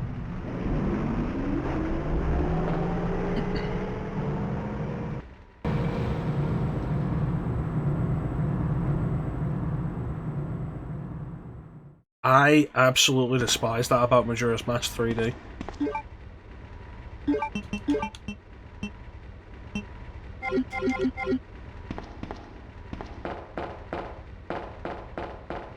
Majora's Mask 3D is just a weaker game overall than Majora's Mask because of a lot of the negative changes they made. That said, now that I have Citra running nicely... The mini-boss... Oh, you mean Wart. That's fair enough, yeah.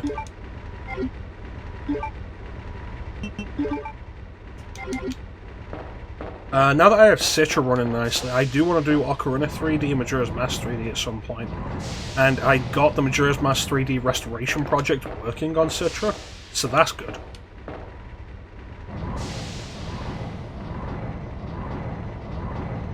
Thank you, Star. I appreciate when people validate my points.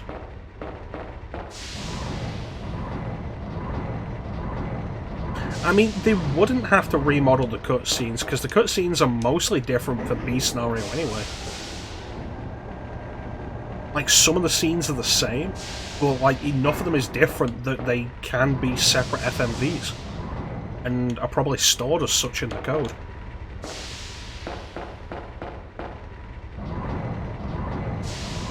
Ice Arrow is only working in the temple in the specific spots that the game highlights is a dumb idea and weak.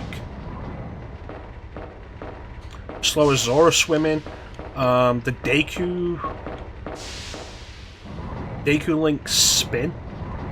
Because like in Majora's Mask you'll spin as you run off a lily pad to gain some momentum. Doesn't work in Majora's Mask 3D, they've purposely nerfed that. So now jumping between lily pads is harder.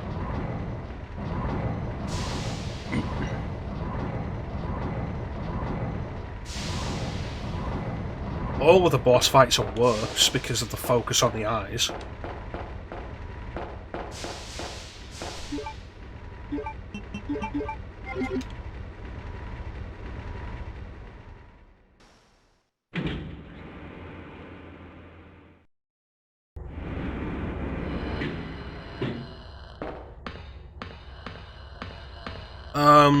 If you're after a neat way to replay it, Star, look up Majora's Mask Redux.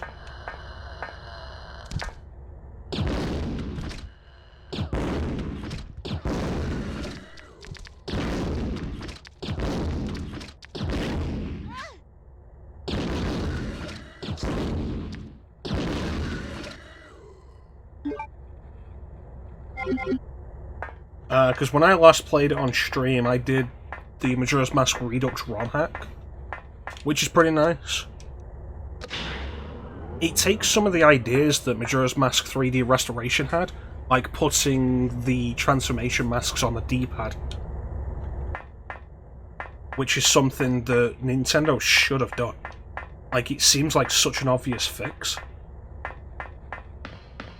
All the things Nintendo fixed about Majora's Mask in Majora's Mask 3D, but didn't fix anything that actually needed fixing. Like, giving you regular access to the transformation masks like they did with the Ocarina in Ocarina 3D. The fact that, at minimum, you had to play the Elegy of Emptiness 21 times to do the climb to Stone Tower. Didn't bother fixing any of that. Didn't bother making it like Wind Waker HD did, where once you play a song, it won't do the repeat play for the length of that session. It's like in Wind Waker HD, when you do something like the Wind's Ballad, Wind's Wreck, the song that changes the direction of the wind. Like, you do it, it's like da da da, and then every other time you and then it goes da da da. Every time you do it after that, it'll only do when you do it da da da, and then that's it, and it'll immediately go into you changing the wind without having to go through the replay it again. And that's a great idea. Nintendo didn't implement that for Majora's Mask 3D.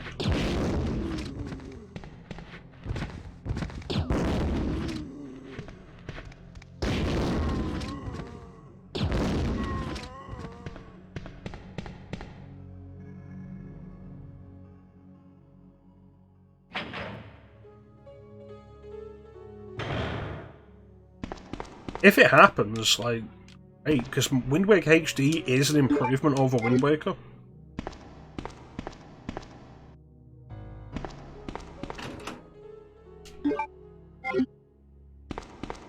Well, there's a point through the game before you get the Red Sail Teak. But my point isn't that Wind Waker HD failed in that regard. My point is that was a good detail Wind Waker HD added that Nintendo didn't then put into Majora's Mask 3D, which came out after Wind Waker HD. It was a fix they'd already done, and then they didn't do it for Majora's Mask HD. 3D. Majora's Mask on 3DS. But yeah, Majora's Mask Redux does a bunch of stuff. Transformation masks on the D-pad, which is really nice. The Ocarina is also on the D-pad, so that frees up the 3 C buttons for you completely. You don't need to assign any of those items to the C buttons, which is really convenient. It changes the Deku Palace layout to the original Japanese, which caught me off guard when I did it on stream, because that was pretty surprising. Like, for the most part, I don't know, honestly. I never finished Majora's Mask 3D because I didn't like it.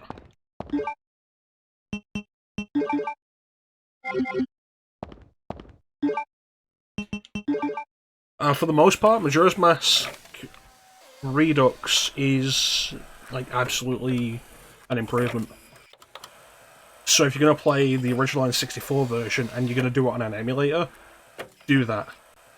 Goat was the best boss. They made him worse in Majora's Mask 3D.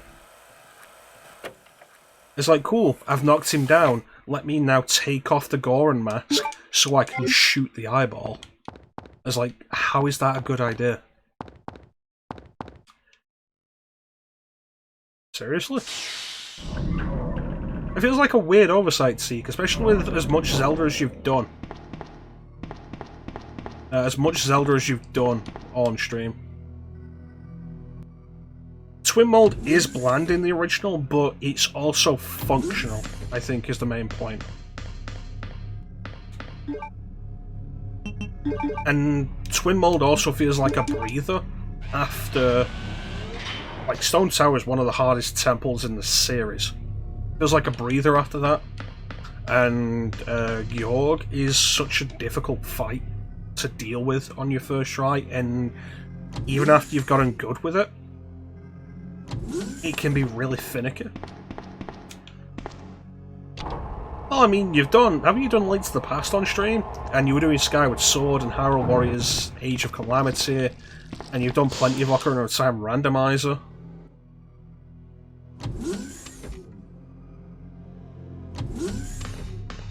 But, like, the big problem with Twin Mold in 3DS is it's slow, it's cumbersome, and the counter that exists in the game, to say, like, oh yeah, you've hit Twin Mold enough times, resets every time Twin Mold burrows under the sand.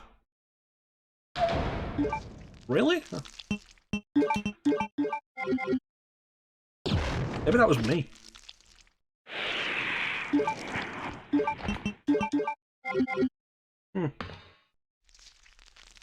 Crazy.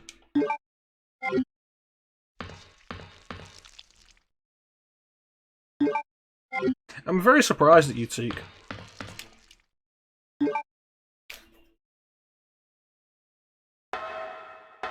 But yeah, Majora's Mask 3D on stream. I'll be doing using the 3D restoration patch, which exists, which fixes a lot of problems. Makes it more fun to play. Is Ninja here? Is Ninja lurking? Ninja is not lurking. Excellent. So let's validate Ninja while he's not lurking.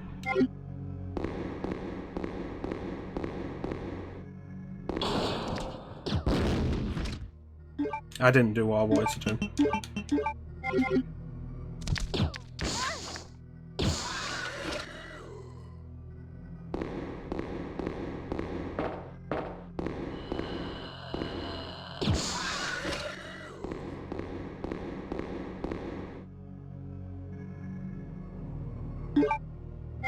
Yeah, that's fair enough then, Teak.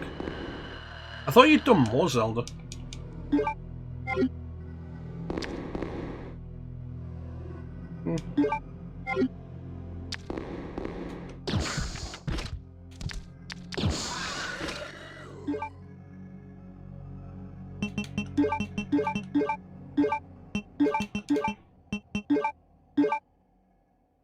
I have so many combinations of 3 herbs in this playthrough. Really surprising.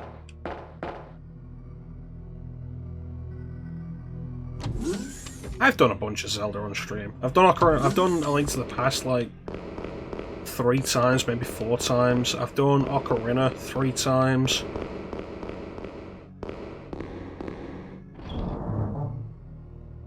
That's fair enough. I've done Majora's Mask 3 times on stream now.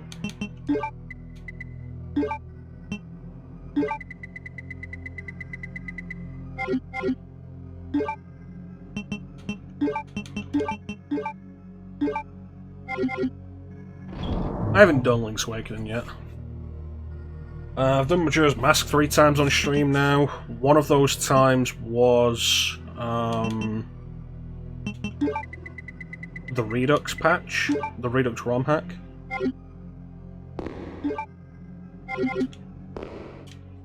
I've done Wind Waker HD on stream. I've done Twilight Princess HD on stream. I need to get around to doing Skyward Sword HD on stream because I never finished Skyward Sword. And then that'll be all of the 3D Zeldas. Except Breath of the Wild, which I don't know if I'm ever actually going to do.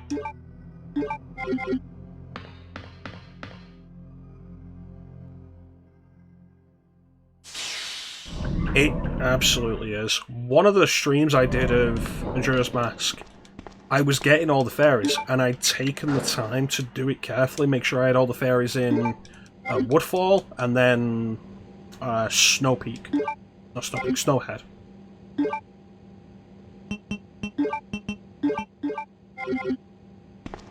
And after I did Snowhead, it was getting late, so it was like, okay, I finished Snowhead, I need to end the stream, travel back in time. I realised when we come back to it that I never actually turn the fairies in. And so at that point, I just stopped getting the fairies. I wasn't happy about that. It's kind of interesting though, because the fairy rewards in Majora's Mask are essentially worthless. Like, there's the first one that you have to do to get the magic meter, and then it's the powered up spin attack, the double magic meter, double defense, which doesn't mean a whole lot in Majora's Mask anyway, and the Great Fairy Sword. And the Great Fairy Sword is unnecessary, it's only slightly more powerful than the Gilded Sword. Double defense isn't super necessary in Majora's Mask, because not a whole lot does a whole lot of damage. That's fine.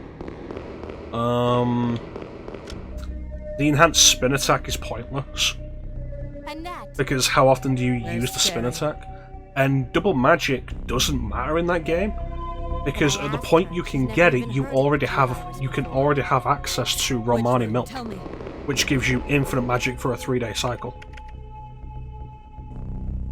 Sherry! No! Annette! The sample's inside the pendant Sherry's wearing. So, you want a good example of how Annette's a terrible parent? She sees that, knows exactly where that is, because this is her lab, this is where she works.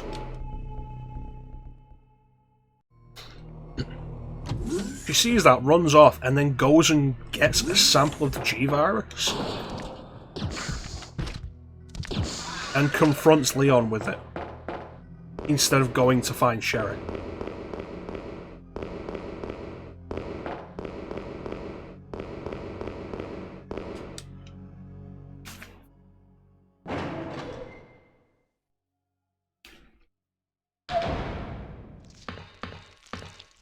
My G-Virus is in danger. I'd better go get a spare.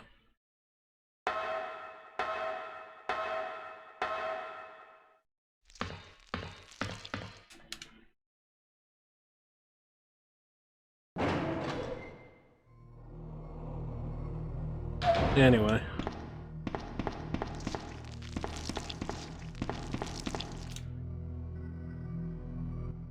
But yeah, Skyward Sword. I should do Skyward Sword HD. Then that's like all the 3D. At that point, I've personally done all the 3D Zeldas for myself. Although it does leave Breath of the Wild for the stream, although whether I'll ever do that, I don't know.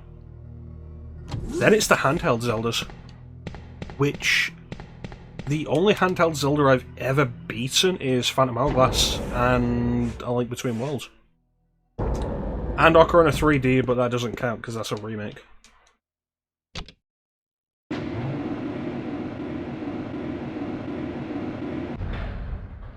I can believe that, though it's still really shitty of Nintendo to bundle a fast travel into the game and lock that behind what was essentially $25 physical DLC. I don't care how necessary the Loftwing fast travel is that comes with the amiibo. The fact that it's locked behind $25 premium limited physical DLC is absolute bullshit.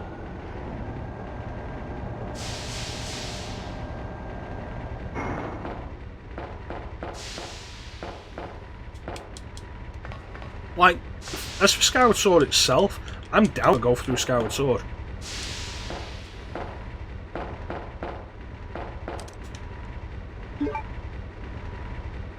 Because like I said, I've not beat it before. I've done the first 2 dungeons, which means there's still like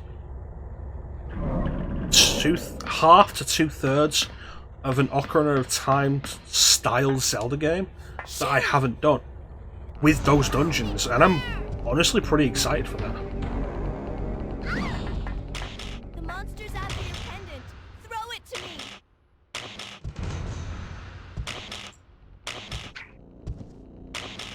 Yeah, it's more about the principle. Like I said, I don't care how useful it is, how relevant it is. the fact that it's a thing is fucking disgusting. Kick him in the shin. This is what you're looking for, right? Fine. Then go get it!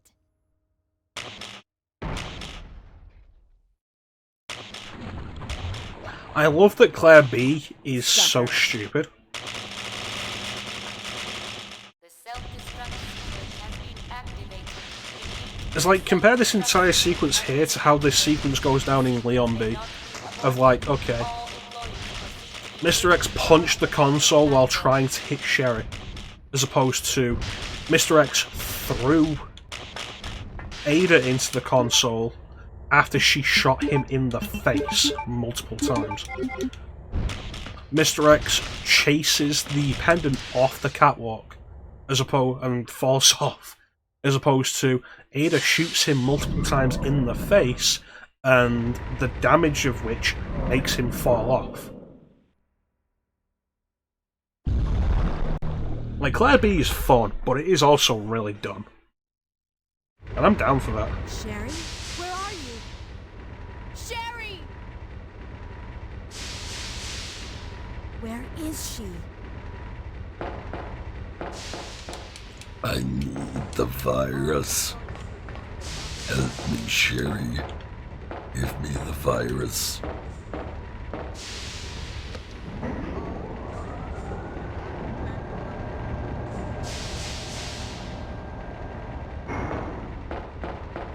Just jumps out then. Yeah. I think if you pay attention to the background as he's falling, you can see the train platform below there.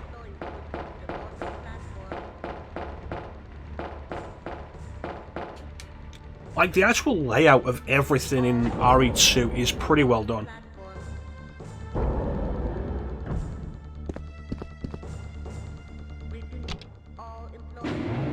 It's a reasonable theory.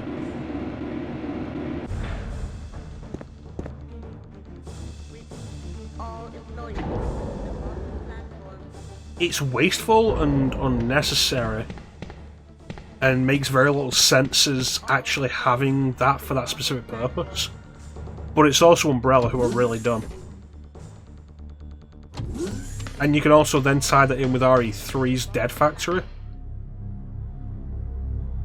Being like... Mom! Mom! Sherry, the specific to escape. dissolving acid they had I know was I've been a not terrible working mother, anymore. But I still love you. Forgive me. I do like that Sherry gets to at least talk with Annette in Claire B, though. Sherry, we have to go now.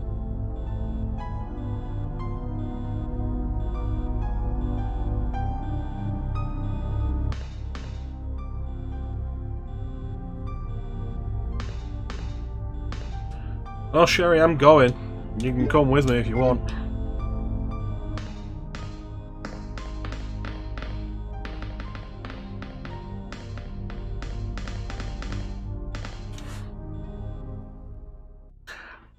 People give RE2 crap for its voice acting. I like its voice acting. I think it's genuinely good. I think its biggest problem is more its dialogue. But I think his voice acting's absolutely fine.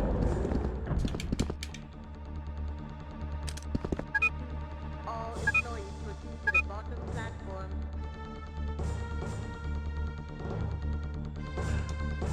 Voiced by Lisa Yamanaka. I don't know.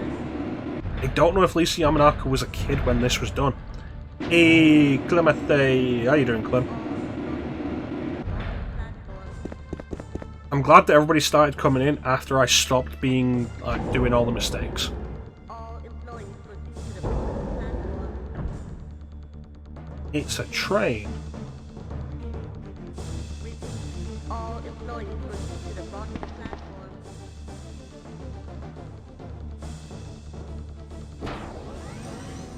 All employees proceed to the bottom platform. Now you wait here, okay? I'll go and get this thing moving. All employees proceed to the bottom platform.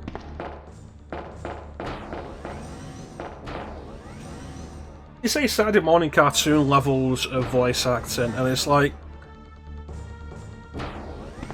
think about some of the Saturday morning cartoons that we grew up with.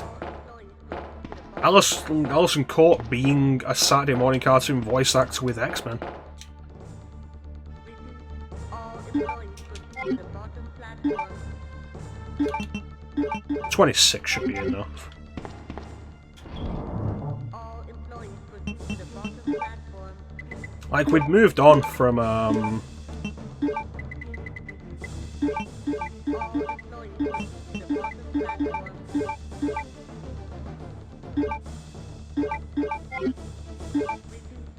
like, we'd moved on from the 80s era of cartoon voice acting, and, like, it had gotten better. And yeah, some of that could be really cheesy, but, like, a lot of it worked. And a lot of it still works going back to it. All employees proceed to the bottom platform.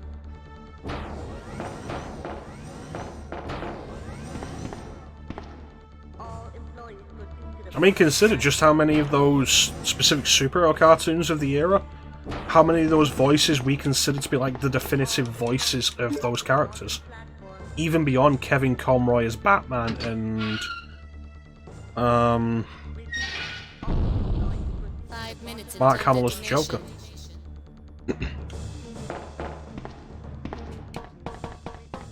all employees proceed to the bottom platform. Absolutely. Over-exaggerated for the sake of, like, more enjoyable for cartoons, absolutely. Employees proceed to the bottom platform. But still capable of doing the serious deliveries. All employees proceed to the bottom platform. Like, I still absolutely love Christopher something. The guy who played Spider-Man in the animated series. And with the exception of Steve Bloom, like, the guy who played Wolverine in the X-Men cartoon is absolutely like, oh shit. I forgot you had to do that twice. With the exception of Steve Bloom, like, the guy who did the Wolverine voice in the cartoon is absolutely definitive animated Wolverine. And tying that back into Capcom, like, it was absolutely one of the best decisions Capcom did. Getting the animated series voice actors for Marvel vs. Capcom and, like, X-Men vs. Street Fighter and stuff. It's like a mirage!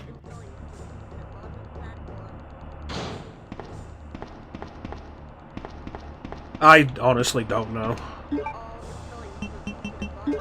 The only two names I know off the top of my head are Alison Court as Jubilee, because Alison Court is in this, and Catherine Disher as Jean Grey, because she plays Jill in RE3.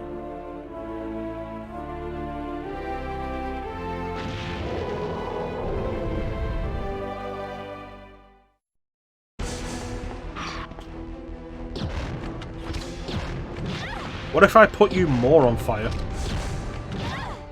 Here. Use this.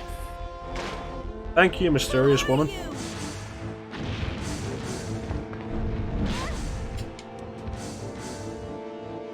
I'm glad to hear that. I heard that they were after sound-alikes for the sequel series that they're doing. You lose, big guy. I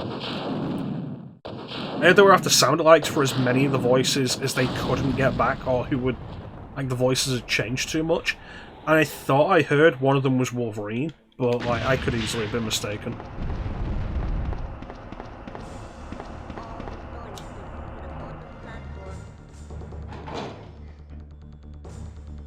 I like this whole idea of, like, bringing old actors and old stuff like this back. Some of the cast is dead. It's fair enough. I mean, at this point, the X-Men animated series was like 30 years ago.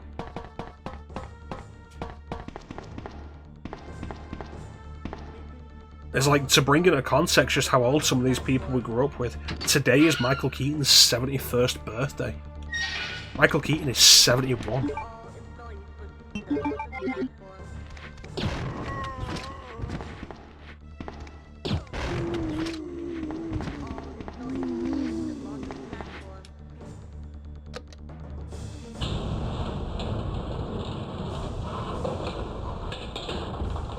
Yeah, I do agree with you on that, Teak.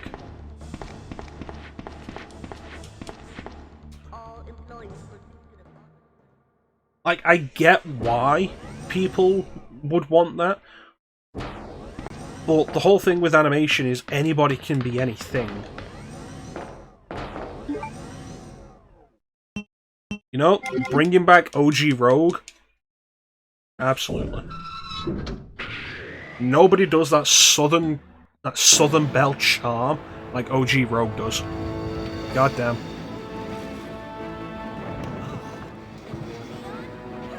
But I understand wanting people to play that kind of thing, like wanting an Asian voice actor to play an Asian animated character.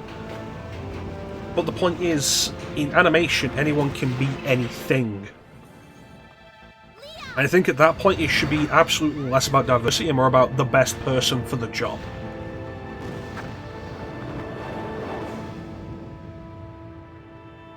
Are you okay? Yes, I'm fine. It's over. And if the best person for the job is an Asian voice actor, fair I enough. have to find my brother. You're right. But This is just the when the point is bringing back the original series with as much of the original cast as they can get, the voice they're after is Alison Cole. What has protected you? It will Uncle Phil always couldn't have be been with Shredder. you. Huh. Claire. Sherry.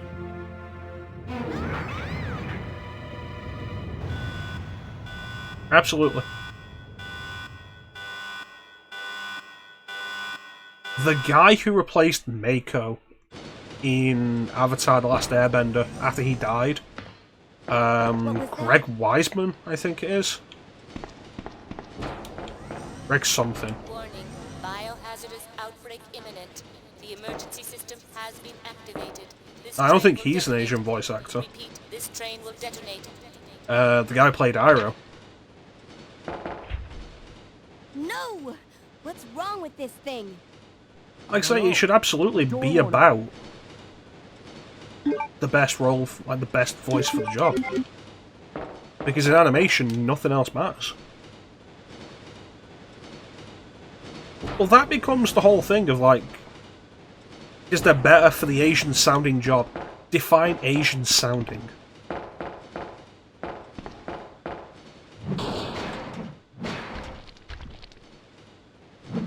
Define Asian sounding without it devolving into stereotypes.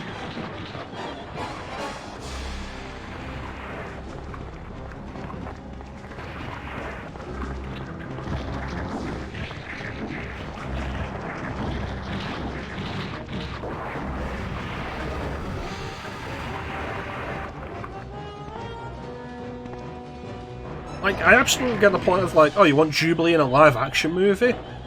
Asian actress. But again, in animation, anybody can be anything.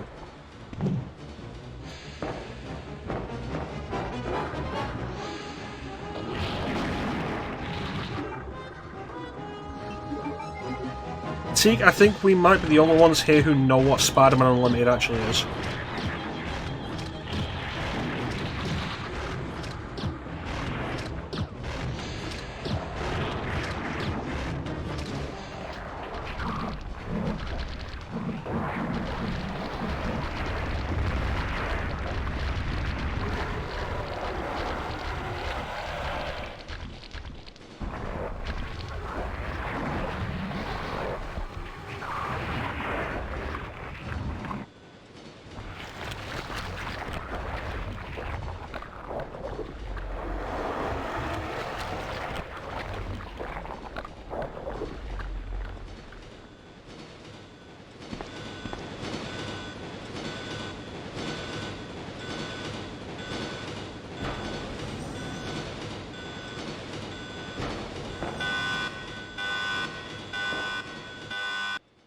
But yeah.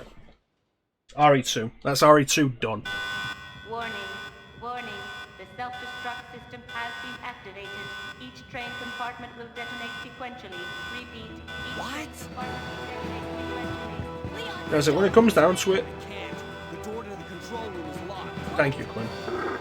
In animation, in voice acting, it should always be the best person for the job. Like, the best voice for the job. Thank you, Teak. Like, you bring up Phil Lamar as Samurai Jack. Phil Lamar as Aquaman in Injustice 2. That's what I call ugly. Claire, where are you? You don't give up, do you? Sherry, what are you doing? We have to stop The most frustrating thing about this kind of discussion is trying to have this kind of discussion without people just writing your opinions off as racist. It's the same problem with the Ghostbusters reboot. You couldn't have a civilized discussion about that without people labeling you as sexist. And so that became a point of like, fine, just don't have the discussion. Push the switch over there! So I didn't. I never had the discussion about Ghostbusters 2016.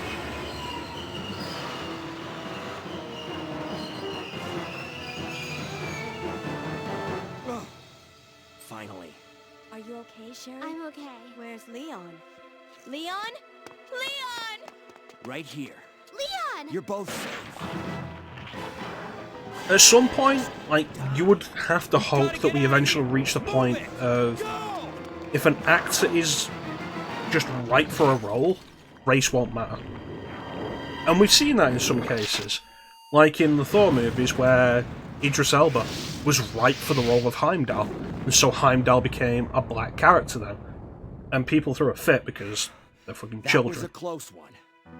That was pretty impressive back there, Sherry. But Idris Elba absolutely brought the presence I saw someone do that and on TV once. Come on. intensity you would expect of somebody who can see everything in the Nine Realms. Following us? Hey, we still have a job to do. Let's go. Go? Oh, you can't mean. Chris, I have to find you. That is such a weaker last line than it's up to us to take down Umbrella.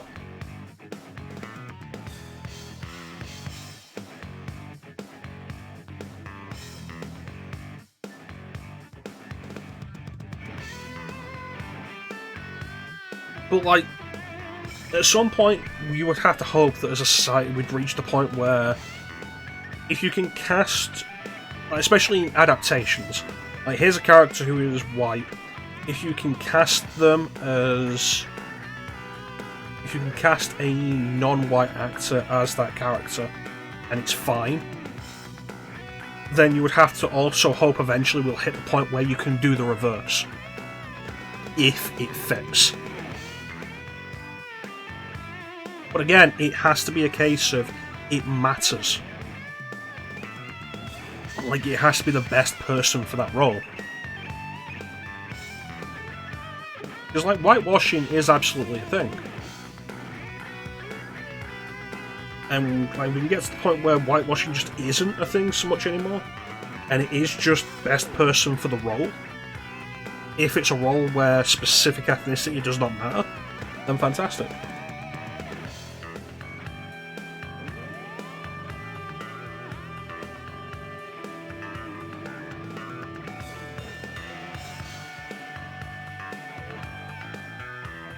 You see, you argue that, but Claire already sets up that in Claire A. Leon B. Before Leon goes into the front of the train, and he's like, no, I have to find my brother, and Leon's like, you're right. And then goes into the front of the train. It's like, that plot there was already there. And I'm gonna turn it around on you with Code Veronica. Code Veronica's ending. Like Chris and Claire flying away in a Harrier jet as the Antarctic space explodes behind them. It's like, yeah, let's go take down Umbrella. And it's like, then they didn't.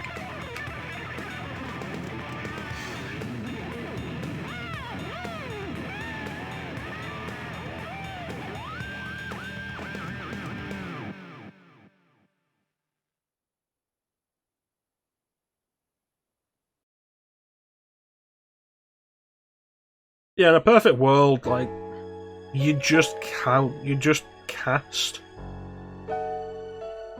whoever is best for the job, regardless of ethnicity, unless ethnicity is a specifically specified part of that character's portrayal.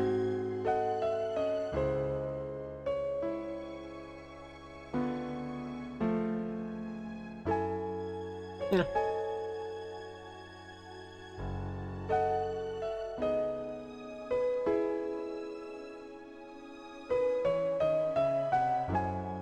Considering how much I messed up in this playthrough, 139 wasn't bad.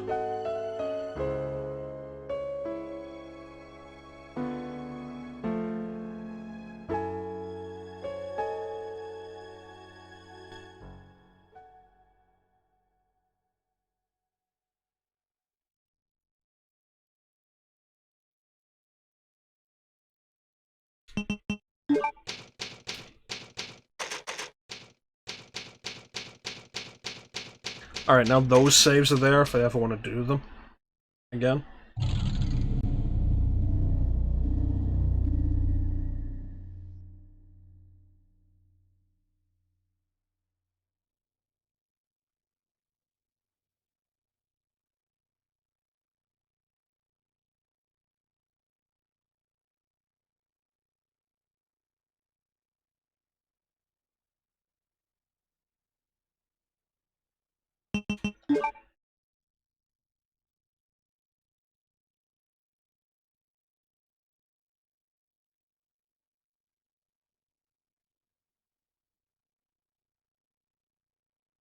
Yeah, fuck it, we'll leave for Survivor, I don't care. What we're going to do is we're going to take a quick break, and then we'll be back with RE3. Just because I want to be done with RE2. So, go stretch your legs, do what you need to do, grab a sandwich or whatever, and we'll be back in a few minutes with Resident Evil 3. See you soon.